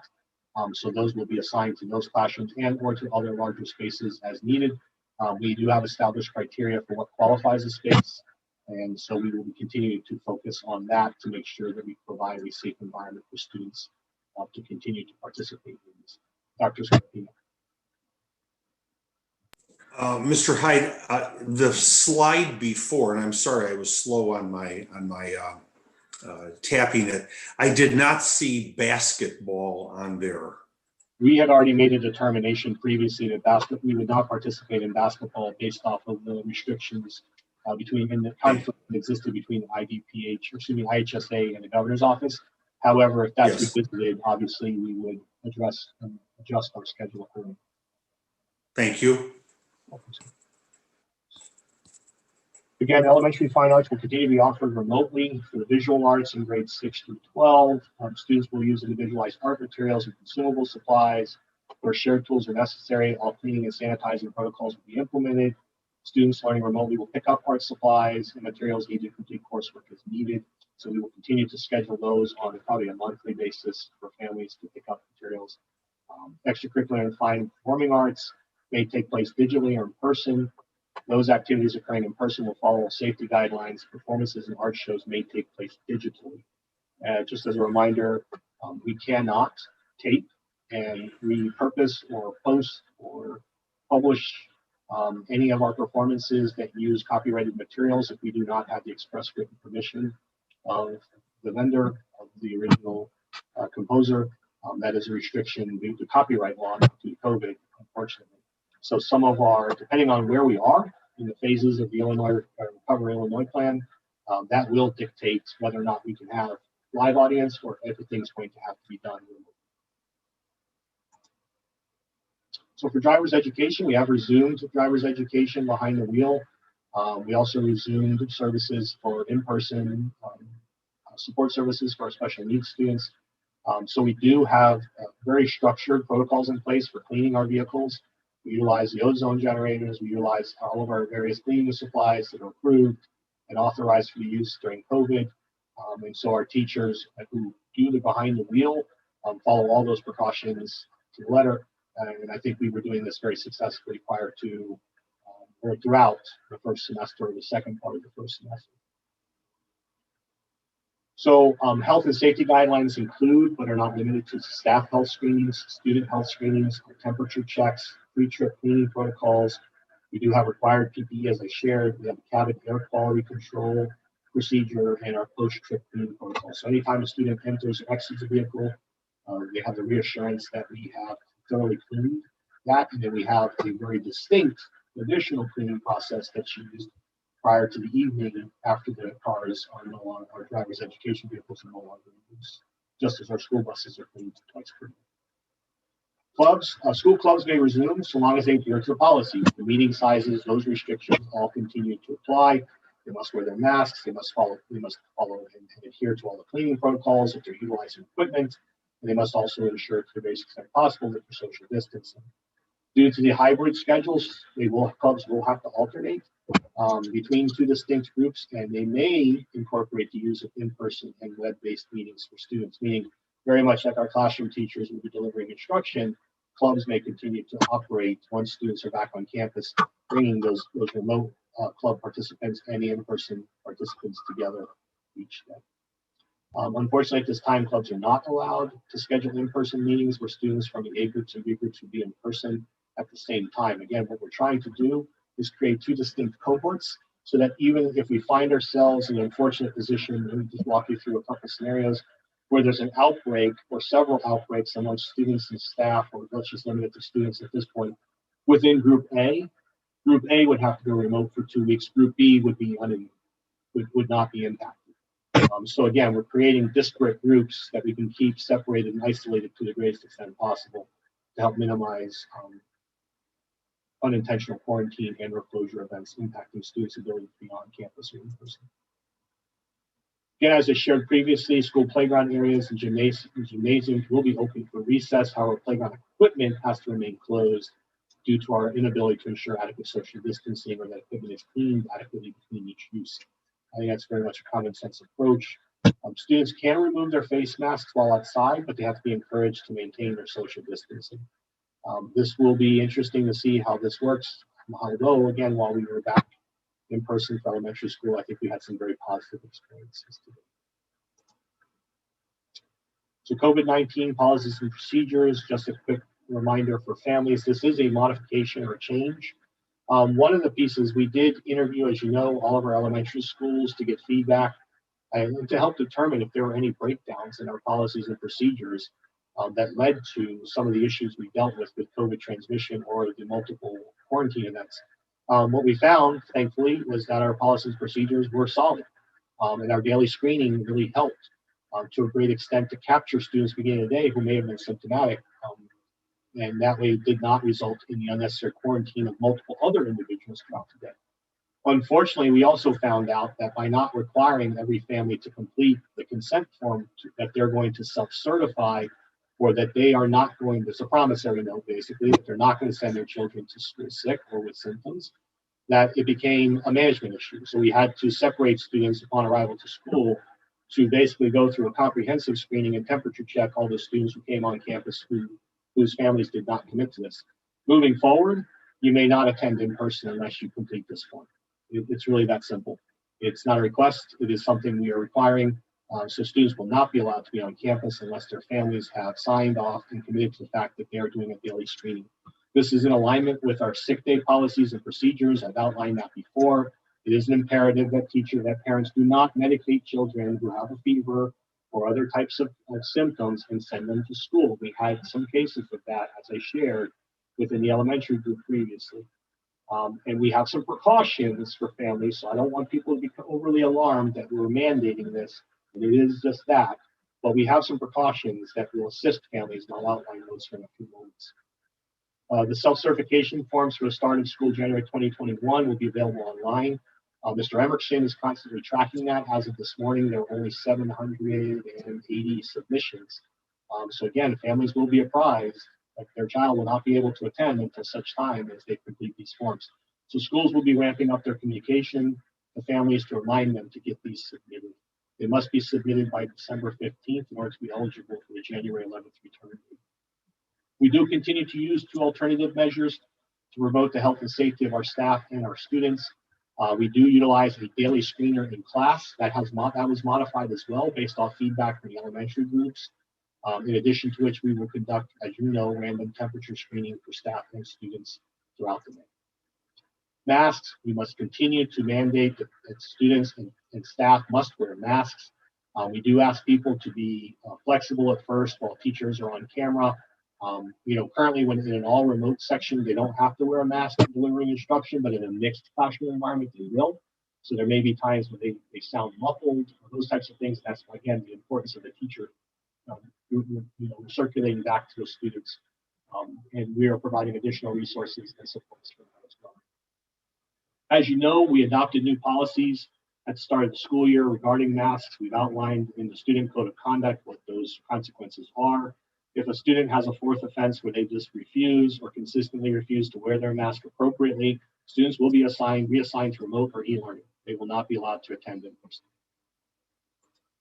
In addition to which, it's important for us to point out that masks may not violate any of our existing standards outlined in school board policy. More importantly, our student code of conduct, our dress code, and our student handbook. Other topics, so again, we sent out another comprehensive handbook. We updated that from the one we developed at the beginning of the school year in anticipation of reopening. And so that has been completely revised and updated to reflect new practices, new recommendations. It outlines for families restroom usage, how we're going to perform and support breakfast, lunches, and snacks. Talks about case management, meaning what's the determination for students to be quarantined, how do we perform contact tracing, how do we make a decision to quarantine a student, the duration of quarantine for students or staff. Our cleaning procedures for our classrooms and school buses are fully outlined. Grading policies, attendance policies, career and technical education, bilingual education of English language learners and learning are both also outlined. Our policies and procedures related to hallways, transitions, and lockers are outlined. The daily screening procedures are outlined. The visitors policies remain intact. We are not allowing visitors on campus, but those are outlined as well. And our water fountains and use of those types of things are also addressed. Just a quick, just as an example, restroom usage and leakage, and cleaning. We oftentimes, overlook people oftentimes may overlook the logistical aspects. So something as simple as a restroom. During every transition, students typically will try and go to the restroom. We have a capacity that we cannot exceed in a restroom because of social distancing. So we're not going to have adults standing in the restrooms, but we will have adults outside the restrooms monitoring whether or not there's congestion in there, and whether or not that's a safe environment. And we may direct students to leave and return to class and then get a pass to come back later. But again, that's our effort to manage and ensure that our students are adequately distancing during those transition periods. So here's some good news.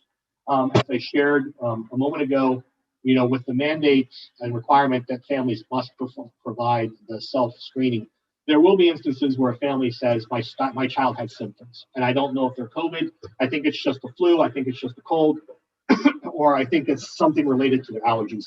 As we shared with families before, if your child has a known medical condition, please work with your physician or your your medical provider to get a note now, so that we can preclude your child from being unnecessarily quarantined. However, there is some good news. So as I shared previously, we had applied for our CLIA application. We have been approved.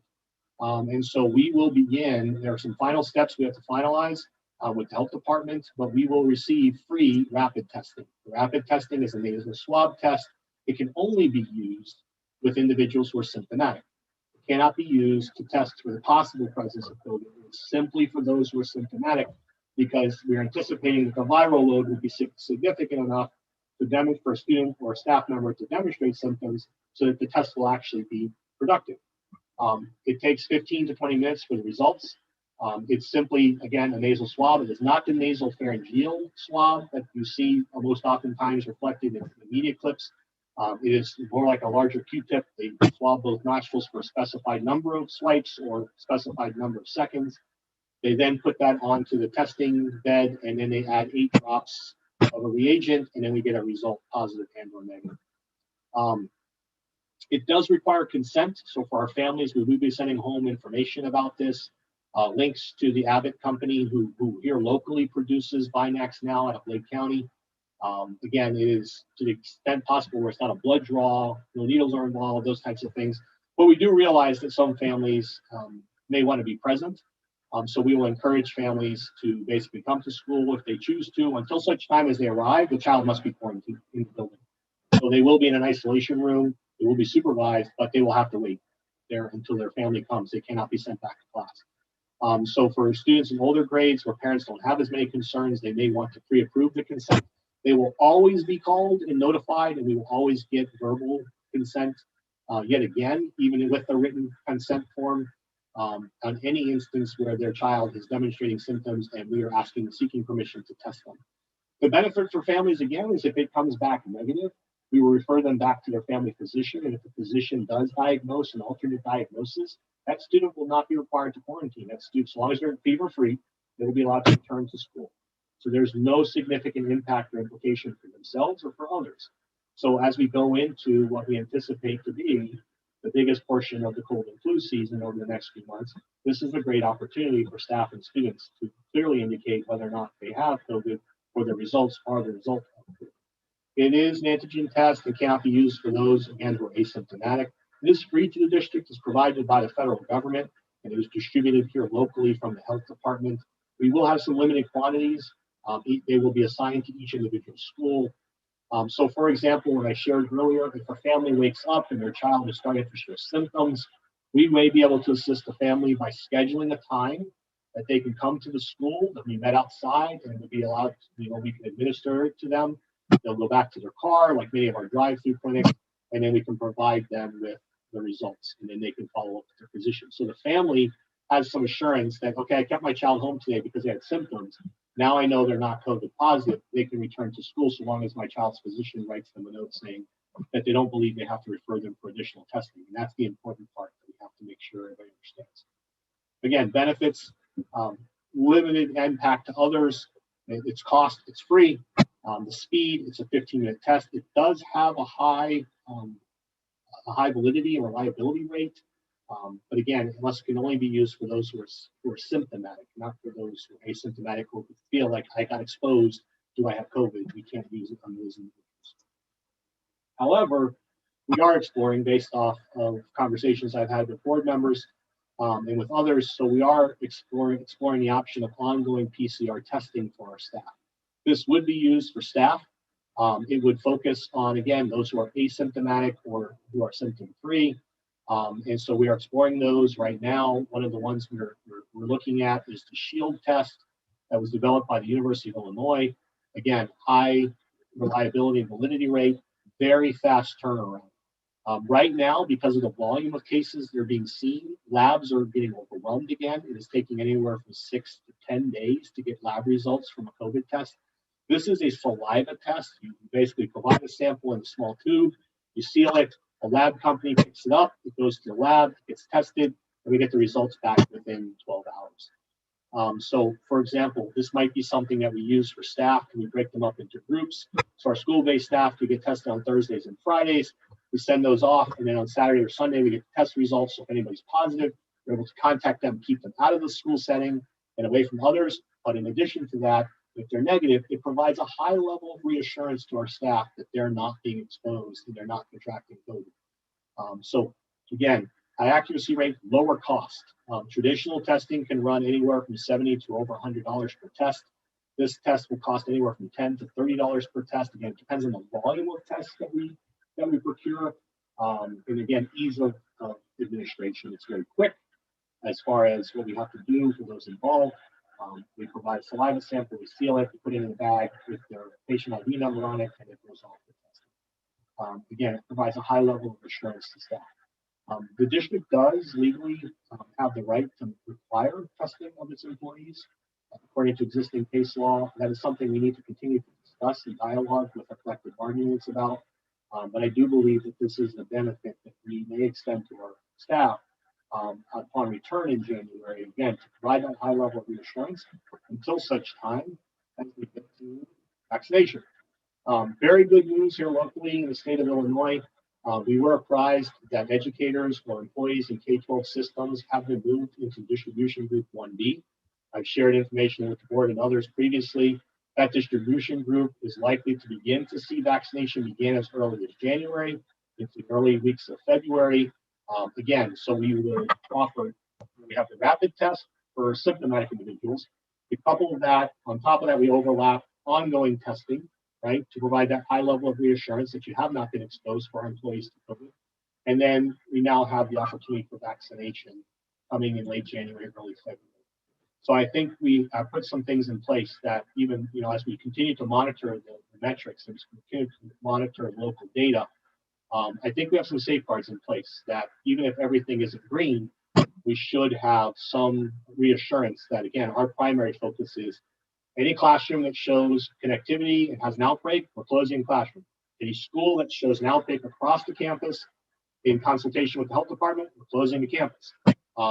There is no need to do district-wide closures. There's no need to do those things moving forward unless we have staffing issues.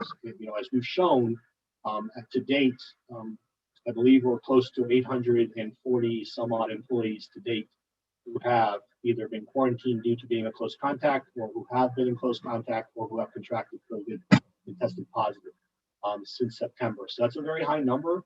We have roughly 2,400 employees in the school district. 1,800 largely are assigned to school buildings. So you can understand that in this instance here, where students or staff, multiple staff get quarantined or ultimately test positive for COVID, they're taken out of the rotation. And the availability of subs and for additional coverage using existing staff is limited.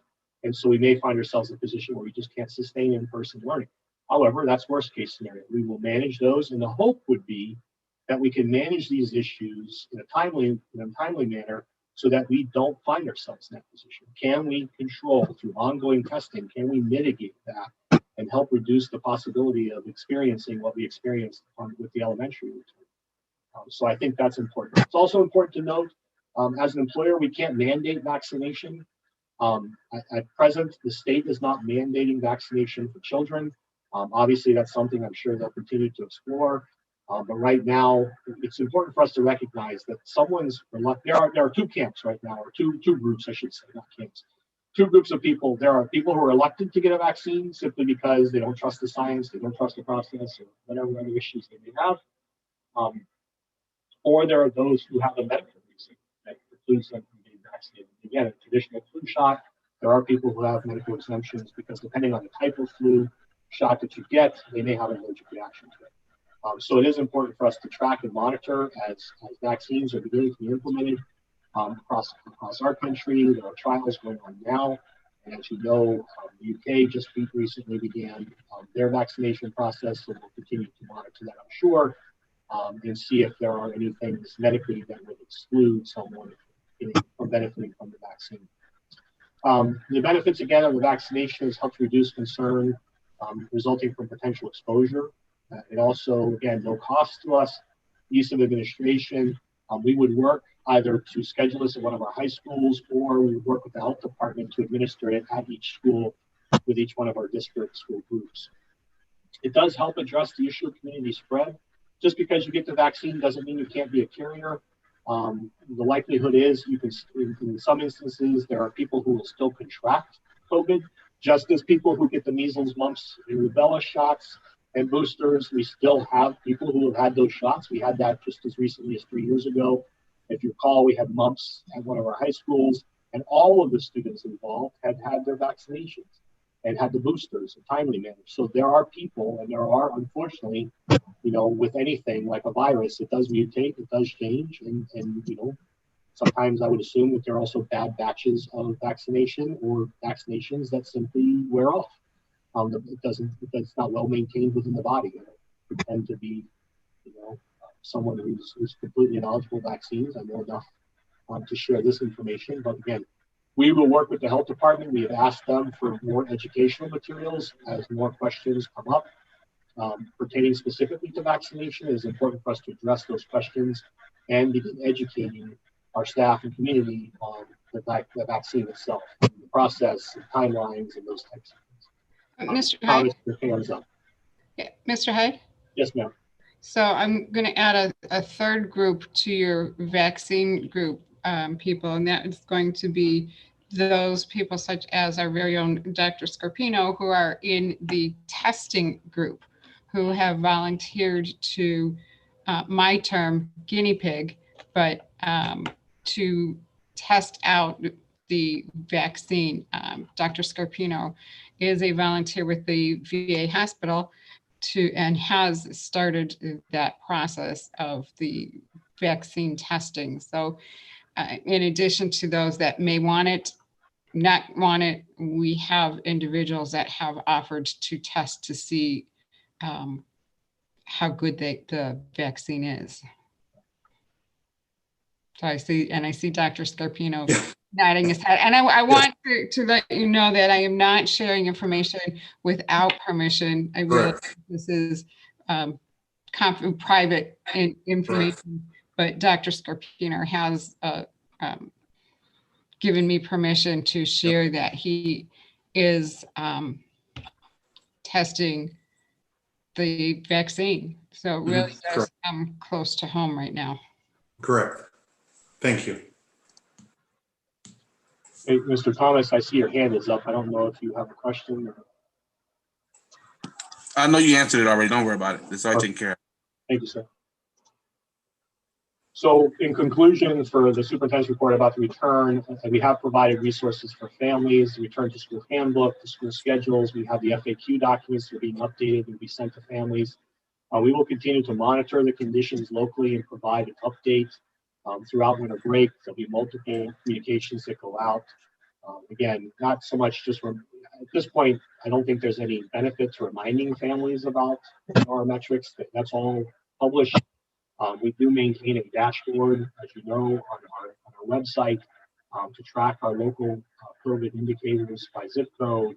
We track and monitor the matrix. We track it at the school level. And so again, we will continue to update that information as needed. That's updated almost daily or whenever new information is provided. The IDPH website provides updates every Friday if they're timely, and then other areas provide almost regular daily updates. So that concludes that portion of the superintendent's report. Any additional questions about the return to school or what's being recommended or anything else within that? Okay, so I'm looking at board members and I can see, faces, trying to see if anyone has any comments, questions regarding this part of the superintendent's report. Dr. Scarpino. I do want to say that Mr. Hyde did provide his presentation to all board members. So if we do not have questions, I don't want the public to think that we have not had an opportunity to ask questions. He did that. He sent it to us. We had the opportunity to ask questions and have them responded to. So I just want the public to understand that. Thank you. I think to segue from that, we've had a lot of questions from the community regarding how do we make our decisions? What processes do we use? How do we come up to whatever it is decision we come to? And I really believe that there's people out there that think that what we do is we come to a meeting, we listen to a presentation from Mr. Hyde, and that's what we base our decisions on. And so I think it's important for people to understand that that isn't really how it works. We are guided by the OMA, so it's hard for us to get together outside of the meeting to have discussions. However, we do communicate with each other. We do communicate with Mr. Hyde. We do read the presentations. We're asked to collaborate on the presentations. And again, within the guidelines of the OMA, we get emails. We get emails from people outside of our district. We got an email from a superintendent downstate in a small 200 student district. He was critical of our district, but it's hard to take that into consideration when he's got 200 students and we've got 20,000. But we do read those emails. We get emails with articles from Oregon. I think even within us, Ms. Zettler sent us stuff regarding what Iowa's doing. Mr. Fiorentino sent us stuff what New York is doing. We get emails from parents. And in those emails from parents, if they have to do with specifics with their students, that then gets passed on to Mr. Hyde, who looks into it with his staff, and those questions, concerns are addressed. They may not be concluded with the way the parents want them to be, but they are addressed. We are informed of what that investigation and what actions are taken. We get emails from students. We get emails from staff, and it's difficult for us to address the staff ones because we do have union representation. So we refer those back to their union leadership. We refer them back to Mr. Hyde. We do our own investigations with our own research and reading of articles. We are out in the community. We see people that wear masks that don't wear masks. We read the articles. We hear the sad stories about people. They did everything the right way, and they still have COVID. Well, that tells me that, well, then they came into contact with someone who didn't do everything. So our decisions are not just based on, sitting here listening to Mr. Hyde, this presentation. It's not the first time we see it. It's not the only information that we use when we're coming up with our decision making. We do read all of the emails that we get from parents. We may not respond to them directly, but we do refer them on to the appropriate places. We read the articles, we listen to the news reports, we get a good balance between the different news sources, different sides. We look at the health department information, we look at what other school districts are doing. So it isn't just sitting here and then saying, okay, well, this is how I'm going to vote, or this is how it's going to impact or not impact my family. There's a lot that goes into the decision making. There's a lot of research and information. So yes, Dr. Scarpino is correct. While we may not appear to have questions tonight, it doesn't mean that we didn't have questions. Doesn't mean that Mr. Hyde didn't tweak his plan, his presentation based on something that came up from one of the board members or something from a community member. And we've been living this for a long time. We don't all have children in the district. And so when I say we're living it, it's not as at the same level or same intensity as parents that are dealing with it. But that doesn't mean that we take this any less seriously when we're making our decision.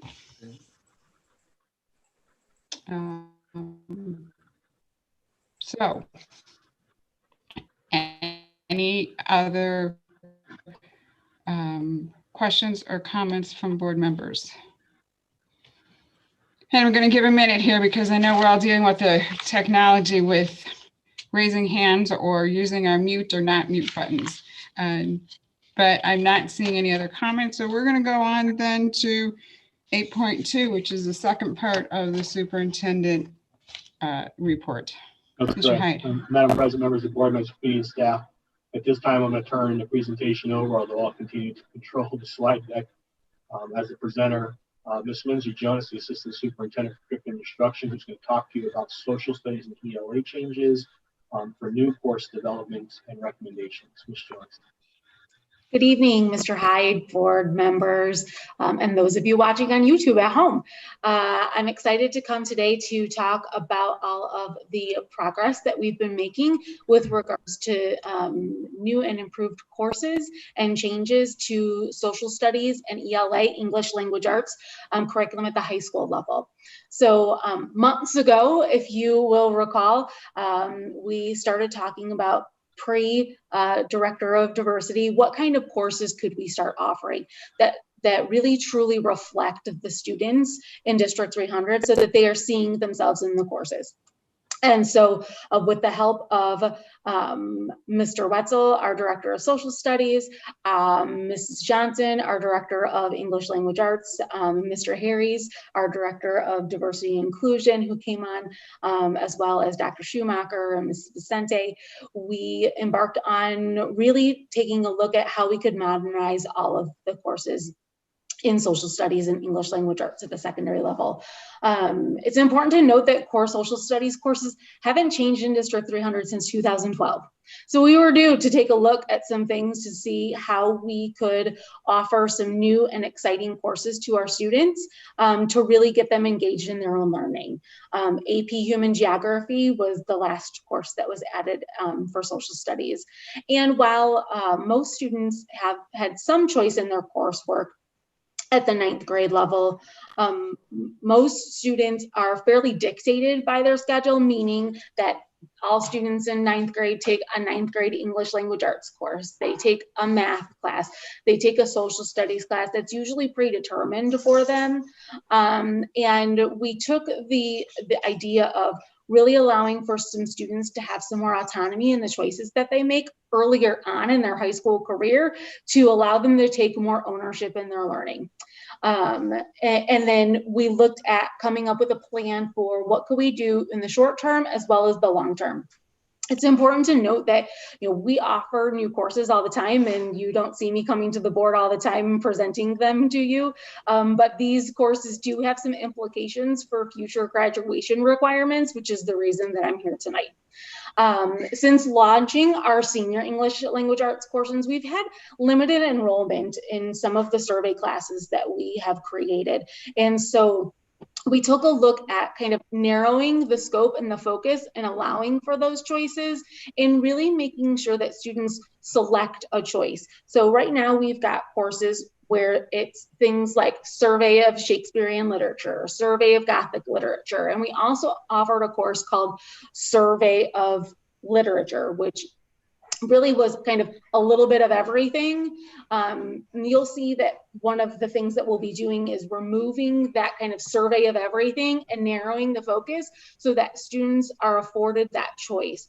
When we start to create more courses, it dilutes the pool. And sometimes when we offer all of these courses and students do make choices, because we have so many offerings, they get dispersed amongst all of the classes, and then we can't make those sections, meaning that we may have 10 or 12 students interested in taking a course, but because the enrollment isn't high enough, we can't run that course. And so we kind of narrowed down some of those choices and allowed for more selective choices for the opportunity for students to be able to actually run these courses and take these courses.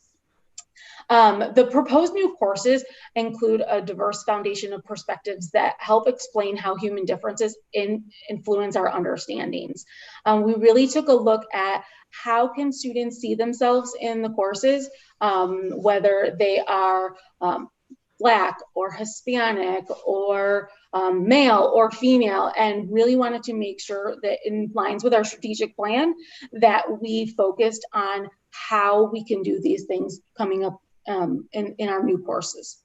Next slide, please. So a timeline of things that we have been doing.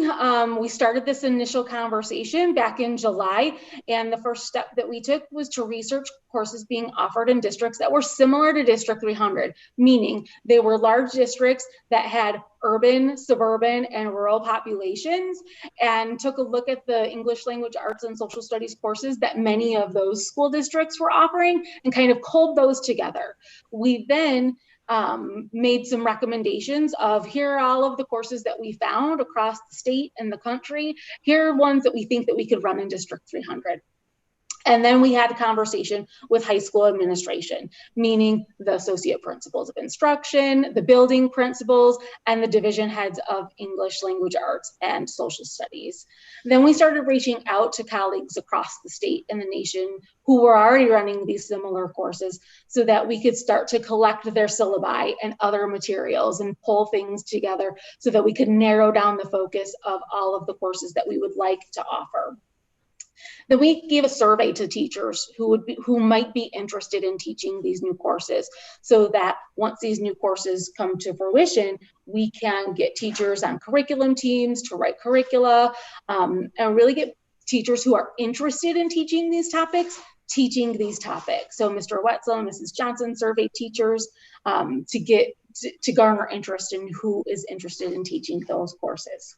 From there, we held voluntary meetings with all of the English language arts and social studies staff for feedback on the proposed new courses and changes to the current courses that we're presenting here tonight. Last week, we met with the High School Collaborative Council, and tonight I'm here with you presenting. Next slide. So let's talk about some of the new and exciting courses we're going to have in English language arts. It's important to note that we have a multi-year step plan and approach to how we're going to onboard things. We did this fairly systemically because we wanted to make sure that we were thoughtful and not doing too much too fast. I think we've all met Mr. Hyde, and he's very aggressive in the things that he likes for us to do, but we really want to make sure that we do it and do it well. And so we have a stepped out approach in what we're doing. And so this year in English language arts, meaning this coming school year 21-22, we're offering a course called Immigrant Voices, where students will study immigrant voices to explain a variety of texts, including poetry and memoirs. It's important to note in all of our English language arts courses that we heavily infuse writing in the curricula. But we're really focusing on finding that commonality for those who seem different, building empathy and compassion.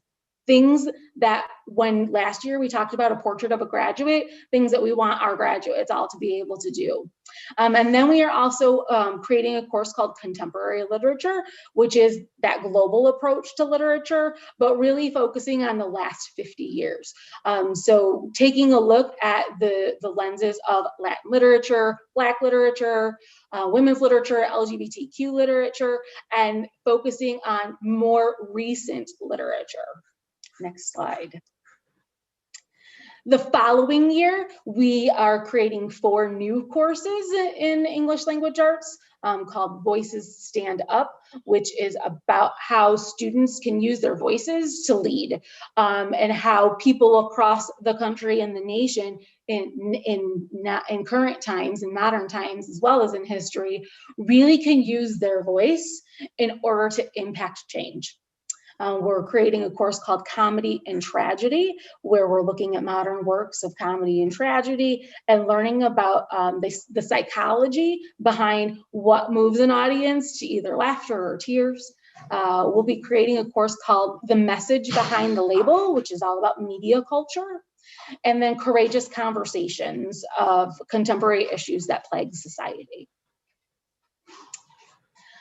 This coming year, we will be revising a course. That course currently is called Survey of Gothic Literature. It's getting a new refreshed name called Monsters and Madness.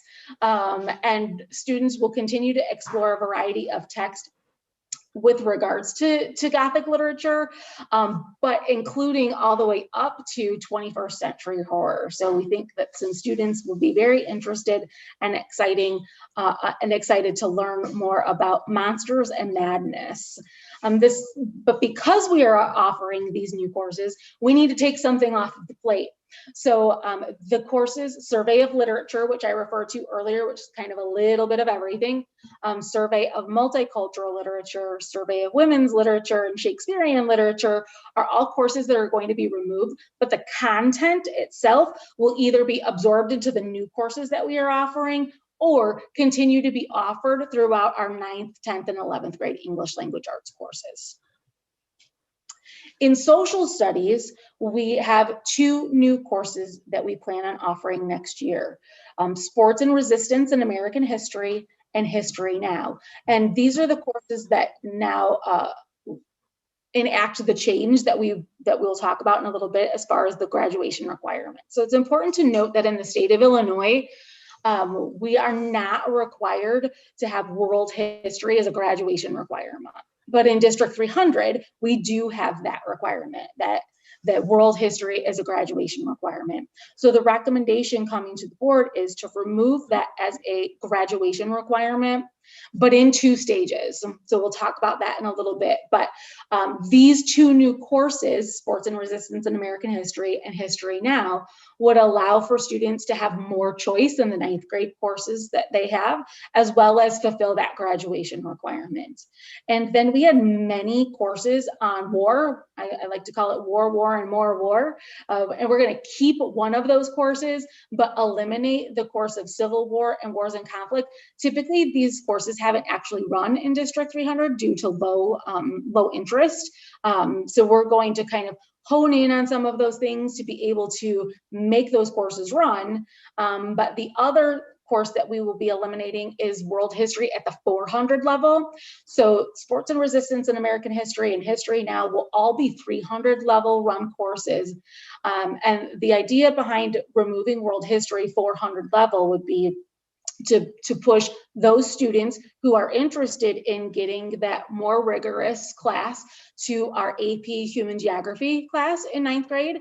Or if a student is extremely interested in world history, we do have an AP World History course that we do offer for 10th, 11th, and 12th graders. So we're not removing the world history itself, the content. Students can just get to it in a more rigorous way. In 22-23, we'll be bringing on 4 new courses: Diversity in America, Hidden Figures, Women's Studies, and Genocide, a look at human rights. And then it's important to note that we do offer a lot of social studies courses in our summer school offerings. So Diversity in America and History Now would be summer school courses that are offered in the summer of 2022. We do that just to refresh your memory so that students have an opportunity not only to start high school with some high school credit, but also it opens up some time in their schedule if they choose to do a course like AVID or music or another opportunity. So we do have a lot of students in District 300 who elect to take a course prior to their 9th grade year in social studies. So by removing world history as a potential option, we knew we needed to replace it with something. We proposed to replace it with Diversity in America and History Now. And then in 22-23, we would eliminate that world history course, and any state mandates covered in that course would be absorbed into new courses.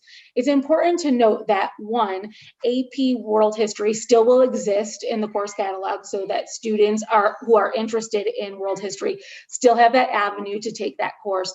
But in years prior to high school, our students, specifically in 6th grade, but even in years before that, do study world history content. So it's not like they aren't getting that content someplace else. And then in 23-24, it's hard to believe that we're thinking about several years from now, we'll be onboarding a class in Black and Latinx history. Mr. Harries has been working with Mr. Wetzel and Mrs. Johnson on making sure the courses that we are creating are both culturally sensitive and diverse. He is a former social studies teacher, so he wanted to make sure that he was able to really be involved in this process. And so we wanted to allow him some opportunity to do that, as well as not do too many things at once. Next slide, please. So the real reason I'm here tonight, besides to give you an update, is to talk about what is proposed in front of you with regards to graduation requirements. So for the class of 2025, meaning from next year through the class of 2025, we would propose that students can earn graduation requirements in one of 3 ways. Through Sports and Resistance and History Now as a potential option, World History, which is the course that we're currently running, or AP Human Geography. AP World History can be substituted to fulfill that requirement, as well as some of our dual credit opportunities. Global Econ and AP Macroeconomics is not something that would change. Those would still be graduation requirements as far as social studies courses, as well as US History or AP US History, or the dual credit history courses that we offer, and American Government. It's important to note that the bottom 3 bullets are all state of Illinois requirements. The top requirement would be a District 300 requirement, but it allows us to phase things out. When we talk to teachers, we felt that teachers would want to hold on to that world history. We have a lot of teachers who do an amazing job at teaching our world history courses. And we felt like if we did this in stages, then teachers wouldn't feel like the proverbial rug was being pulled out from underneath of them. And so when we met with teachers and when we unveiled this plan, it's very interesting and exciting to hear that they were like, well, let's just go for it right now. Let's just rip the Band-Aid off and go. And they had really great feedback for us. We were really excited about the feedback that we got from the teachers and the support that we got from the teachers. They were all on board 100% with all of the new courses that we're offering, and they are very excited that we get to offer some new courses in the area of social studies and ELA. Subsequently, a year from now, we would then want to change the graduation requirements to remove the requirement of Sports and Resistance and History Now, or World History, or AP Human Geography, remembering that those are District 300 imposed requirements and not state of Illinois requirements. But instead, we would want to make sure that every student in District 300 takes the course Diversity in America, and then one additional social studies elective or AP human geography. And then those 3 bullets at the bottom still remain the same. They still are ISB requirements, but also District 300 requirements. Next slide. So some next steps for us. Mrs. Miller, yes, I see your hands. Yeah, I just wanted to make sure that I'm understanding. We're Mhm. not lowering or changing the number of graduation credits. We're just changing what that course would be. Instead of it being Correct. world history, it's going to be these other options. Correct. Yes, we are not lowering the amount of credits required in the social studies area. We're just changing the courses that can fulfill those requirements. Okay, thank you. So some next steps that we have would be for the board to approve the proposed graduation requirement alterations that you have in your board packet. And then the teams would like to get to work. They're going to start developing new syllabi. They're going to be coming up with new course content. They'll be meeting in curriculum teams. We'll need to figure out if there's any budget dollar allocations that need to be made for these new courses and develop frameworks and pacing guides for the courses for this coming year. And then next year at the beginning of the school year, the 21-22 school year, we will continue to do this sort of work with the new courses that we would onboard the following year and so on. Are there any questions that I can answer?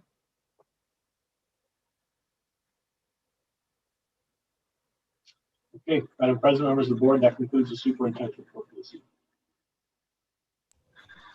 Okay, thank you. I'm just checking to make sure there's no other questions or comments from board members. All right, moving on. Ms. Zettler. But I can't hear you. Mrs. Adler. Right, I can't hear you. Nancy, your phone is muted. There you go. Okay, sorry about that. So the stuff that Leslie just went over is related all to high school. Are we working on curriculum changes for middle school and elementary on diversity issues or civics issues, things like that? Yeah, the English Language Arts and Social Studies departments and others continue to do an audit of courses. We've got requirements by the state of Illinois that we make sure that certain units and content are covered, and we are always in compliance with those things. It's important to note that, yes, this is just for social studies in the LA, but the department, my group and under our chief academic officer, Cara Vicente, we continue to talk about things like even culinary. How can we get world culinary as a course so that we can start taking a look at some more diverse options? We're going to take a look at how we can push some more diversity courses down into the middle school level, but those will be coming to you at a future time. Sounds good. Thank you. You're welcome. Anyone else? Okay, do we have any other legislative updates? No, ma'am, other than my having been asked to participate in the legislative committee at the state level, no, ma'am. Are you accepting that? I did. Hey, congratulations. For the community that is wondering what we're talking about, Mr. Hyde was asked to join a legislative committee of, I think it was 10 superintendents from large unit districts within the state of Illinois. And so he is just informed us that he has accepted working on that committee. I think that will be good for the committee and good for District 300. Did we have any public participation sign up, Mr. Hyde? Madam President, there are 10 submissions, so I will do my best to get through these. Okay. And so if you'll bear with me, the first submission comes from Nicole Lemke. Begins, good evening, my name is Nicole Lemke and I'm a parent of a high school senior at Dundee Crown. You may recognize my name as I've written many emails and I've received little to no response or acknowledgement. I keep writing in hopes that the board, Mr. Hyde, the teachers union cares enough to hear what I'm trying to say. This mom is getting tired and angrier as the delays and cancellations arrive. Some of you are controlled, some not. I'm a parent of an only child. Families of only children experience things for the first and last time and then must move on. There are no do-overs. As we approach senior year, I knew this would be a conclusion to all D300 schooling. The final year for my son to experience high school before he moves on to the next stage of his life. As he moves on, so do I. I've come to the realization that my son's final school year ended in March 2020. We just did not know it at the time. 9 months into remote learning and social isolation, I've had a change in my son. At the beginning of the school year, he would have opted to drop out and walk away. Those thoughts are now gone, but it was devastating to experience as we have had the goal of graduation and onward from his early days at Lacey. My son has been fortunate by being able to participate in the cross-country team this school year. His coaches kept the runners motivated, it gave them social outlet and a real sense of daily purpose. With Wednesdays being sports grade eligibility check, he held my son accountable for keeping his grades up to participate. Once the season concluded in October, guess what? His grades went down as he felt there was no purpose. It's been a real struggle to motivate him and to correct his path. I'm not here to give you COVID numbers or stats, but the real loss here are the students that want to go to school but cannot. The emergence of the social emotional issues is also on the rise. I've seen it with my own 17-year-old. I've done all that I can do to make my home into a school environment that he chooses now to do his schooling in his vehicle because it's quiet. I cannot blame him, nor will I deter him at this point. Today, as I write, is day 72 of remote learning. I take a daily picture of him with his sign to have some sort of remembrance of this odd year. When I look back on the many photos, I see sadness and lost hopes of what should be. The only day with the brightest smile was in October. As we move forward, please do not forget the senior class of 2021. My student has entered his high school once for the SAT on October 15th, and that's one more day than the 4th through 11th graders have had yet to enter school. Please keep in mind the senior class and families. Many of the students, mine included, have been within the district for nearly 14 years. My hopes are guarded for return in January for the high school students. I do hope at some point, second semester, they can return. These students still need guidance and support, more so than ever. The 2021 graduating seniors will be a direct reflection and culmination of extended remote learning, whatever positives, negatives, and failures of it. These students will bear the brunt of District 300 decisions immediately and for the foreseeable future as they embark on jobs, college, and life paths. Do you think they're prepared enough? I beg you to not let this senior class be the phantom class of 2021 that never existed. They are still here, wide-eyed, innocent, hopeful, tearful, and confused as they try to make sense of this unfortunate situation. All students deserve better. Thank you. The second submission comes from Francis Pinder. Enough is enough. Currently, the executive fiat of the governor is not the solution. It's heartbreaking to even think about how the people of the state have been abandoned by the government during the most desperate time. I am committed to the in-person education of our children. I understand the toll that COVID-19 has taken across our state. I believe the rewards of sending our children to school in person outweigh the harm that continue to be learned. I want our children back in school. My son has missed out on making memories on the field as a varsity high school athlete and of all the events the senior looks forward to being a part of. He's been robbed of his greatly anticipated time of his life, and now it is forever gone. I also feel strongly that those children who are immune compromised have appropriate accommodations made for them. Our leaders should prioritize getting our children into physical classrooms as soon as possible and providing additional services and supports to those teachers and families who want to continue with learning. Our third submission comes from Christina Constanti. Good evening. My name is Christina Constanti. I am active in my child's school. I volunteer in the community and I work as a hospital nurse. I've emailed each of you board members and the superintendent many times regarding the opening of schools for in-person learning. Each time I receive thoughtful responses, thorough answers, and sometimes workable solutions, so I thank you very much for that. Without going into repetitive detail, I'd like to update you on my kids. My 6-year-old was in class for 2 weeks this year and it was described as the best time ever. He was struggling prior to that and struggling now. What that 2 weeks of in-person showed him was his kindergarten teacher and his classmates are real people and not just some online superstars. This is a foundational educational year for him, and I fear if he does not go back, what the future may hold. My 10-year-old has that wonderful foundation of 4 full years in District 300 education. She has not stepped inside a classroom since March. How is she doing? Well, her grades are average, her progress is average, her attitude is average. That may not be good enough. That may be good enough for some, but I can tell you average is not good enough for me. I want her to be challenged academically, socially, and emotionally. That can only be achieved with in-person instruction. With each announcement from the district, I have renewed hope for in-person learning for both my children. My hope has dwindled immensely since the last announcement. I apologize.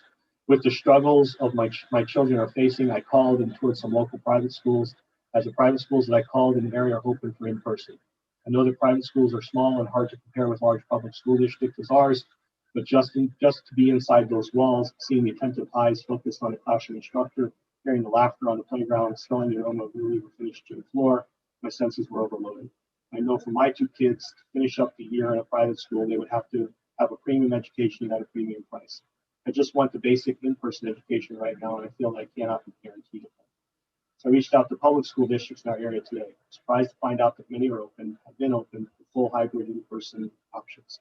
Some have taken adaptive pauses at the state's recommendations, but they fully intend to go back to their previous plans very soon.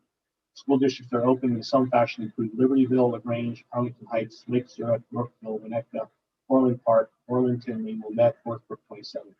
Closer to us, Levy 200, Geneva 304, Worthington 301, Marengo Union Elementary School District, Marengo High School District, and Riley School District 18 in Rockford. Rockford Public Schools has 8,000 more students than we have, and they have their 8th and 5th graders in school school year. The middle and high school are in person in a hybrid format. These are just the districts I reached out to today. Their dashboards are up on their set. That website's just like yours or ours. They are monitoring and analyzing data to ensure that they are mitigating risk just like we are. Many healthcare experts agree that COVID-19 is not going to disappear. We're not going to see 0 cases of transmission in the community for a very long time. Why should that be a standard for our community-based schools to open? I know that we have required resources, the PPE, the knowledge, the staff, the motivation, the parental involvement. We just need to follow through and reopen schools for in-person. Next one's from Renee Green. I've emailed this question to both the board and Mr. Hyde and have yet to receive a response. These 300 children to date have been 10 months removed from the classroom. We've had 2 community suicides and an increase in child, teen anxiety and depression in a large population of kids who feel disconnected from school. As of November 23rd, 2020, in grades 6 through 12, we have 7,478 subjects where students' grade isn't F. That's 2,000 more failing subjects than the last 2 years. Knowing this, what's your plan to re-engage students and what's your plan to make up for lost education? Because we moved to the block system in both middle school and high schools, kids have participated in each subject only 2 times per week, forcing teachers to cherry pick what material to cover and remove from the curriculum. Grade school children may have the gift of time on their side, while high school kids, especially 11th and 12th graders, have a very short window before taking the ACT, SAT, and moving on to college. So if you deem it okay to reopen, why only bring them back 2 days a week? Why don't we stick to the original hybrid plan of alternating A-Day, B-Day, getting them to school 3 times a week? While this board made the decision to keep schools closed in August, saying they're following the science and their own personal beliefs, this choice has been proven wrong, with every expert stating that in keeping schools closed, it will have a long and profound negative impact on both the child's education and mental health. As an appointed board, you have failed to rise to occasion and lead the community. You failed to listen to the science that told us to reopen in August, and in hindsight was proven right. You failed to acknowledge and understand parents' frustration and anger by publicly parent shaming. You told us as a community that we are at fault for virus numbers as if spreading a virus is a choice, and in turn held our children's education hostage. I may not pronounce this individual's name correctly, so I do apologize. I believe it's Linda Mandicott. Thank you for reading my letter. I have a few questions for you, and I hope we can get answers, if not today, then at or before the next meeting. I would hope as a board members, you are asking these questions as well to Mr. Hyde publicly and getting a response publicly, such as these meetings, so we can all hear and understand. At the October Board of Education meeting, the board member asked, what's the number of staff that tested positive for COVID and were determined they contracted it outside of school? Mr. Hyde said he had that number but could not recall it. Please provide the breakdown by categories for staff. That just for all intents and purposes, that is provided in our dashboard. Concerning so many staff and children were positive for COVID per Mr. Hyde's slide, what procedural lessons were learned and corrected to prevent this going forward, and how will that be enforced? What are the results from the teacher survey? Can you do a survey to ask what do teachers that don't want to return to in-person learning need or want to bring them back to in-person learning? What PPE process is being asked of the schools? Why isn't there an open forum for parents, children, and staff to discuss concerns and questions for Mr. Hyde and the board? This would help get buy-in from all parties. I know this is not a Q&A session. I wish it was. Comments for the board. As a parent of a student in District 300, please do not approve the request to remove or replace world history as a graduation requirement. It's a class our children need to be educated about. I understand the need for diversity training in class. Perhaps doing a program similar to there is more appropriate versus a class. Please do not take this away. Our children need to learn about our world, not just about our country. Finally, please reopen schools for the future well-being. I'll set this aside because I can't address a few of those questions, even though the board does not comment. I do have the opportunity to comment. This next one is from Harley Jarofsky. A few years ago, there was an insurance commercial where a man with fishing gear dangled $1 in front of a lady. He would yank it away just as she reached for it. This district has done the same with the hopes of reopening and offering in-person education for the school year. Literally days away from reopening, the district changes course and refuses to allow for in-person learning. Additionally, the district has not followed its own policy regarding notification of parents and students so they might adequately plan. This biggest frustration for me is the waffling back and lack of leadership demonstrated by the board and the administration of District 300.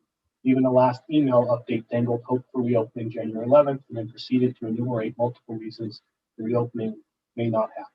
Please stop the emotional roller coaster and simply own your views and plans on reopening. It is my true belief that even though the board has been adamant that we will not reopen through their words and action, the district continues to dangle hope to avoid the continued exodus of students from the district.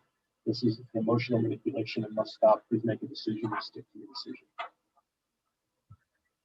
Christine Seabauer has submitted this one. This is number 9 of 10. I have 2 special education students in District 300. Well, I did until recently. I pulled my youngest child out last month and enrolled her in an online homeschooling program. Unfortunately, she wasn't able to sit in front of a Zoom class for more than a short period of time. For the past few weeks, she's been thriving and noticeably less stressed. My older daughter is failing most of her classes, but is being supported by some pretty amazing staff. I can't tell you how many times they've told me that she really needs to be back in person to get the help she needs. We may not technically be under a lockdown anymore, but children with special needs that need those hands-on in-person services are very much still in lockdown. They go to school on a computer, they do their therapy on a computer, and are offered only special recreation on a computer. Even social skill classes are taught on a computer. Did society forget about them? I know teachers want to be in person just as much as students do. If you opened up the schools this time, for real opened up, not just say you're going to and then change your minds later, I know the teachers would be the heroes they want to be.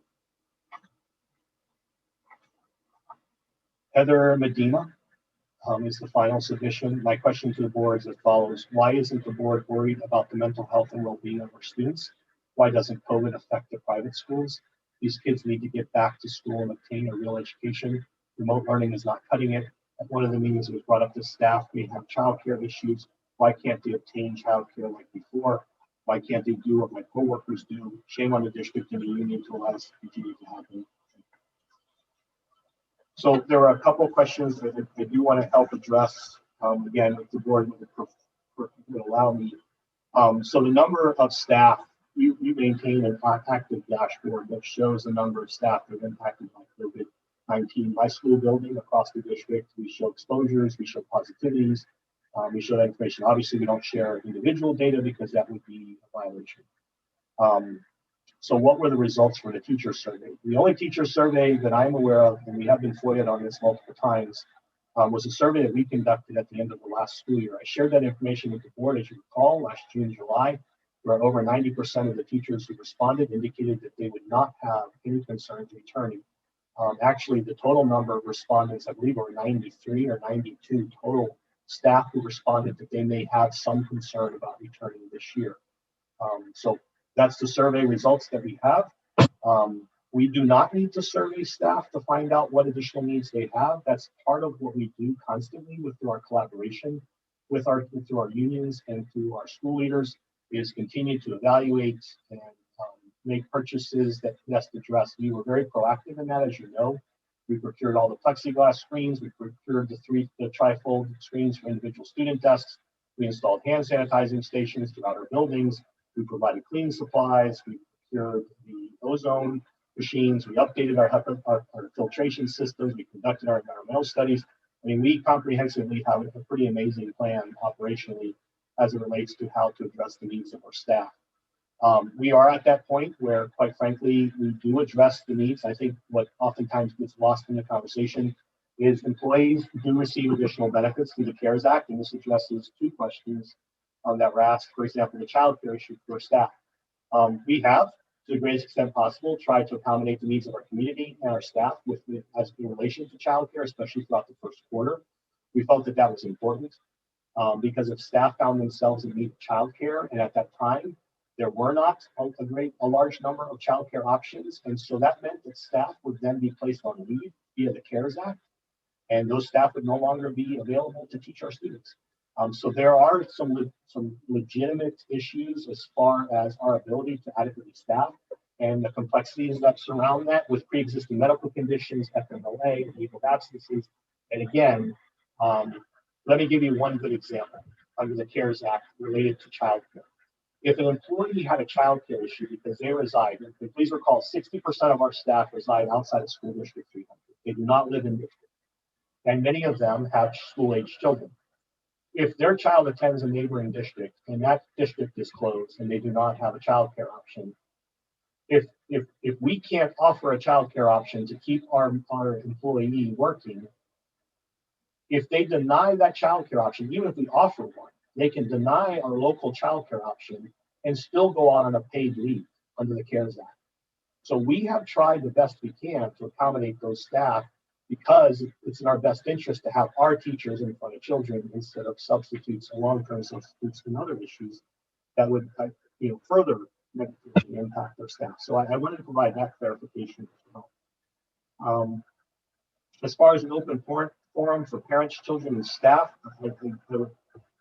if the board has an interest, I would be more than happy to pursue that. And I'll have that conversation with you outside of that. I will say to the comment about the fact that, and I understand where the frustrations lie with our community about, we get so close and then, we make a decision not to be able to open. I mean, the board understands my personal frustration. We have solid plans, we look to open, and then all of a sudden we have these complications. The elementary experience, as I shared, we interviewed all of our staff to see if there were any breakdowns in our routines, our policies, our procedures, our cleaning, our supports, our metrics at the school level that would have somehow prevented those issues from arising in our schools at the elementary level.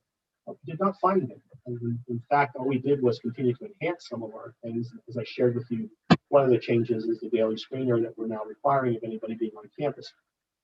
I think we're in a much better place now, and I'm sharing this more for the board's comfort than anyone else's, with those 3 levels of two layers of possible testing, those who are symptomatic, those who are not symptomatic, as an ongoing precaution to help provide a high level of satisfaction and comfort to our staff who are concerned for their own personal safety or safety of their own loved ones who may be medically compromised or other issues. I think that's important. And then the likelihood of a vaccine. So I think in all honesty, we're looking at a good 60-day period starting January 11th that we just kind of have to do our best to do our best.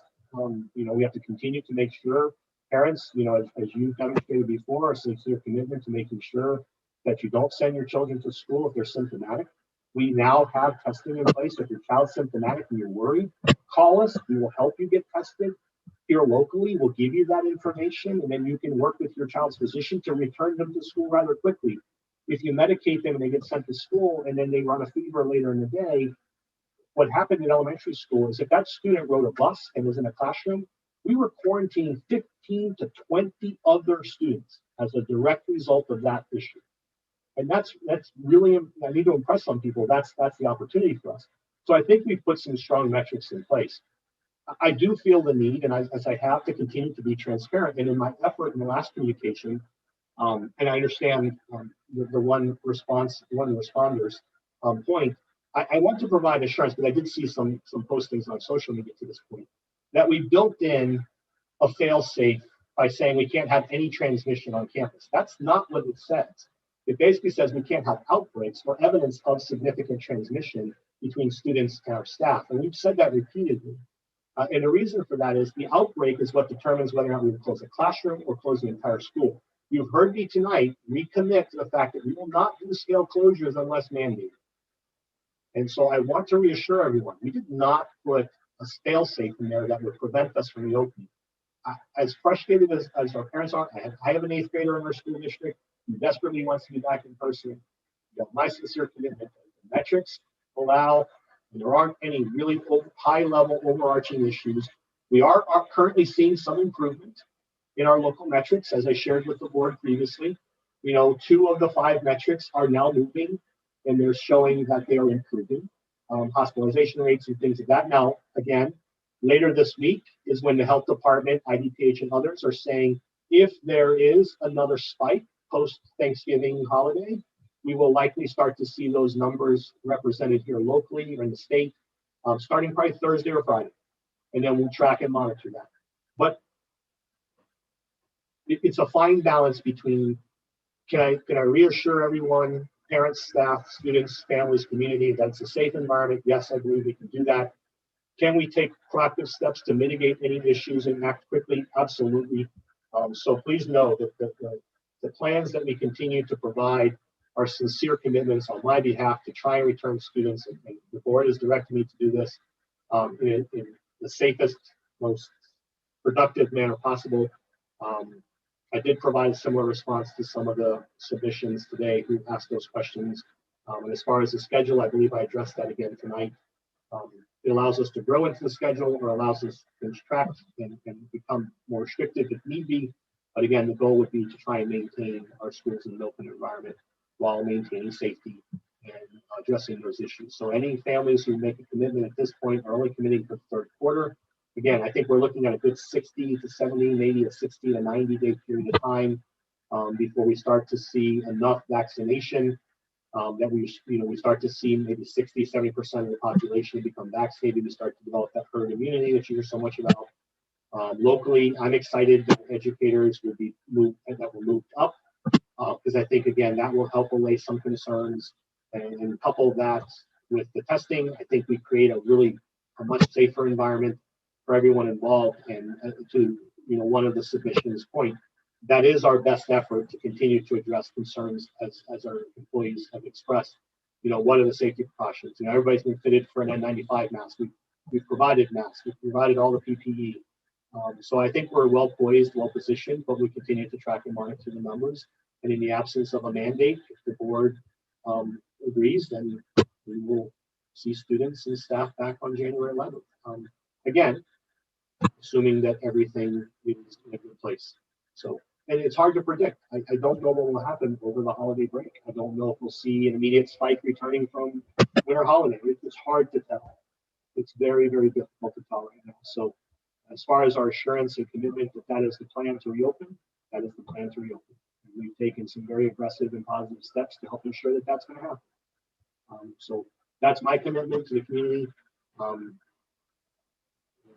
I think that's the best response I can provide at this time. And I will be following up with some of the submissions. Copy the board. Thank you, Madam President. Okay, moving on. We are on item number 11. I need a motion to approve consent items. So moved. Second, Dr. Scarpino, please call the roll. Fiorentino, Aye. Lamarca, Aye. Scarpino, aye. Thomas, Zettler, Aye. Stevens, Aye. Miller. Aye. Motion passes 7-0. On item 12, our roll call items. We're on 12.1. I have a resolution to read for this one. I apologize, Madam President. I need to interject. If some opportunity, I was made aware that there's one final submission that I missed. Okay, let's go back. Okay. So when there's an opportune moment, if you would allow me. Yep, this is fine. Back on public participation, item 10, going to add one on. Please go ahead. Yes, ma'am. So the submission comes from Mary McMahon, or McMahon, We need these kids back in school. Grades are plummeting. Kids are depressed, unmotivated, and missing out on life. This virus is not dangerous to them. Teachers can be encased in plexi. Kids are literally dying of suicide over this, and it needs to stop. Why are we putting the burden of saving the nation's elderly on the backs of our kids? It should be the other way around. Let kids be kids. Enough. Thank you, Madam President. I apologize. Okay, thank you. We're back to item 12.1. This is employee discipline case number 2 for resolution. Read. This is a resolution authorizing notice to remedy and suspension. Be it resolved by the Board of Education, the Board of Community Unit School District 300, Kane, McHenry, Cook, and DeKalb Counties, Illinois, the district as follows. 1. The President and the Secretary of this Board of Education are hereby authorized and directed to serve or cause to be served on Rebecca Aller, a tenured school social worker in the school district, a 3-day unpaid suspension and a notice to remedy substantially in the form of Exhibit 1, attached hereto and made a part hereof. The notice to remedy references deficiencies in the performance and conduct of the employee, which, if not remedied, may result in the employee's dismissal. The notice to remedy also references directives which, if not followed, may result in the employee's dismissal. Item 2, this resolution shall be in full force and effect upon its adoption. I need a motion to approve. So moved. So move. Second. Dr. Scarpino, please call the roll. Yes. Scarpino, aye. Fiorentino, Aye. Stevens, Aye. Miller, Thomas, Aye. Lamarca, Aye. Zettler,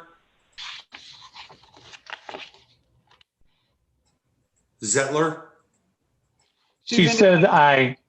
Okay, motion passes 7-0. Okay, thank you. Item number 12.2, I need a motion to approve the 2020 tax levy and resolutions. So move. Second. Okay, Dr. Scarpino, please call the roll. Stevens, Aye. Lamarca, Aye. Fiorentino, Aye. Zettler, Aye. Thomas, Aye. Miller, Aye. Scarpino, aye. Motion passes 7-0. Item 12.3, need a motion to approve the custodial supplies and chemicals bid extension. So move. So moved. Second. That was Stevens and Zettler. Thank you. Please call the roll. Stevens, Aye. Zettler, Aye. Scarpino, aye. Thomas, Aye.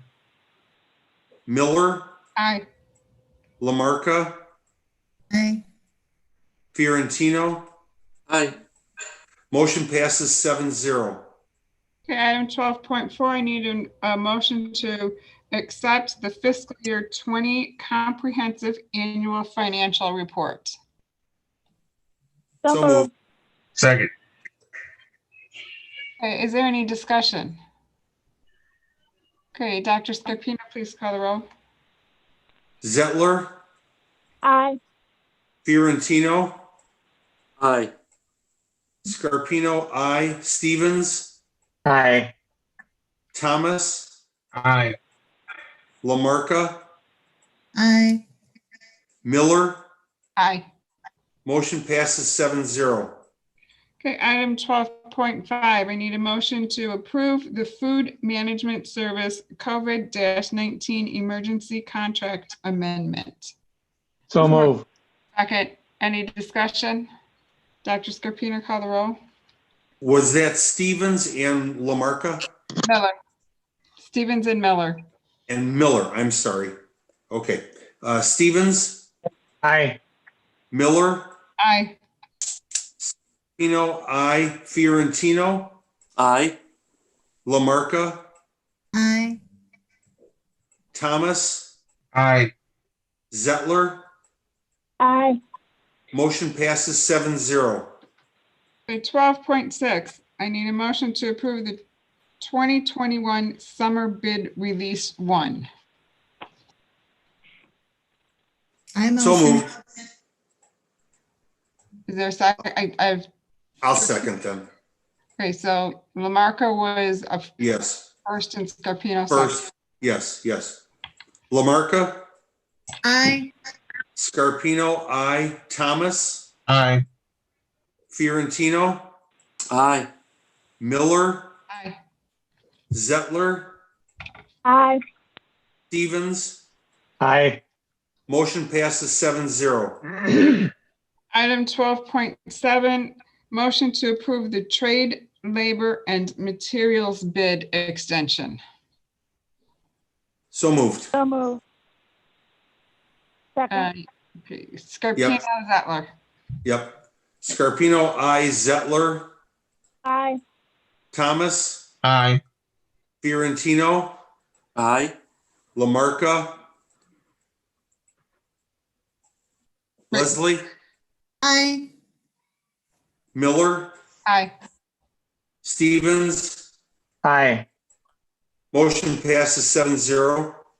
Okay, item 12.8, a motion to approve the social studies courses / graduation requirement change / board policy 6:300. So moved. So moved. Second. Okay, is there any discussion on this? Okay, Dr. Scarpino, please call the roll. Zettler, Aye. Fiorentino, Aye. Stevens, Aye. Thomas, Aye. Lamarca, Aye. Miller, Aye. Scarpino, aye. Motion passes 7-0. Okay, item 12.9, motion to approve the healthcare professional services. I'll make the motion. I'll Second. second. Second. Is that Miller and Fiorentino? Yep, got it. Miller, Aye. Fiorentino, Aye. Stevens, Aye. Scarpino, aye. I'm sorry, Zettler, Aye. Lamarca, Aye. Thomas. Aye. Motion passes 7-0.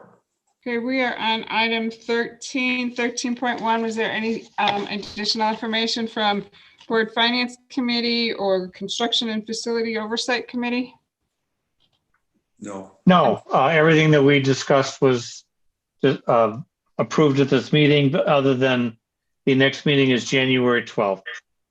Okay, thank you. Any other board discussion items? I'd like to wish everyone a happy holidays. I think Hanukkah starts this week, and then we've got other religious holidays and our winter break coming up. Hope everyone stays safe. And, you know, the song that keeps coming to mind to me these days are from May. We need a little Christmas right this very minute.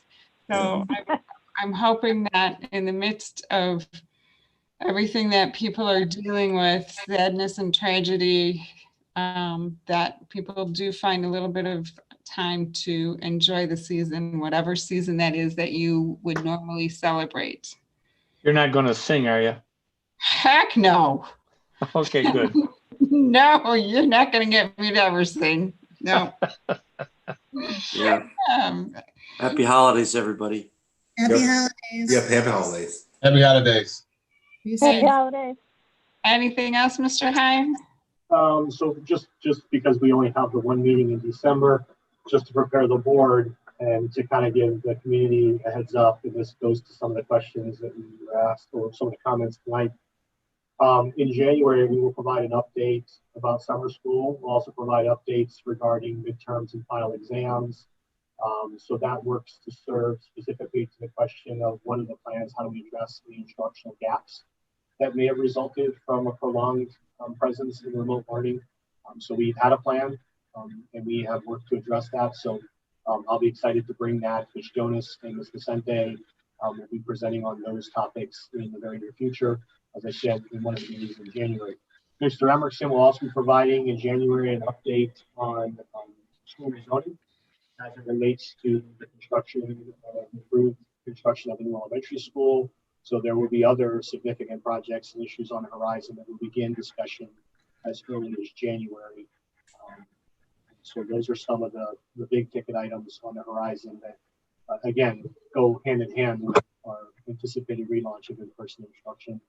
And then how do we assist students with, again, any gaps that developed over time. And midterms and finals help serve that. They identify any areas that we failed to deliver instruction to, and then we use that information to inform the next class so we can modify the curriculum to ensure that those priority standards outlined by the state of Illinois continue to be addressed.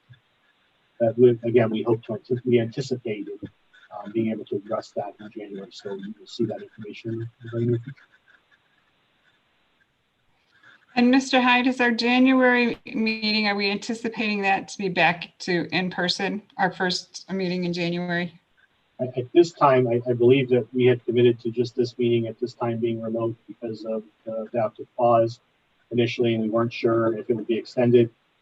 If numbers do not spike, my recommendation would be in person. It's always better to be in person. Okay. Or we may have a mixed environment. It may be something where at least we have a quorum present and other members can join remotely as permitted under the adjustments to the OMA Meetings Act. So that's important that we address those, and I'll work with Ms. O'Keefe to provide you with that sign.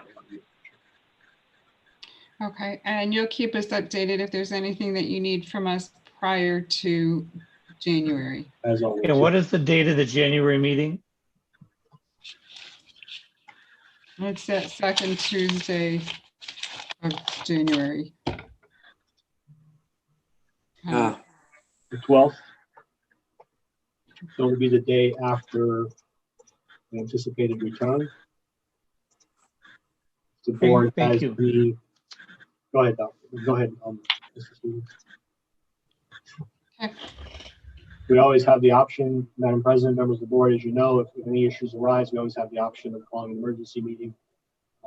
But I will keep you, and as I shared the community apprised of progress on our metrics in anticipation of returning in January. But and again, I'll try to provide more explicit information for families about the rapid testing, opting in, opting out, the benefits of both. I think that that's an incredibly beneficial process for us, again, to minimize not only a particular student's quarantine period, but it prevents us from having to quarantine, up to a dozen other individuals.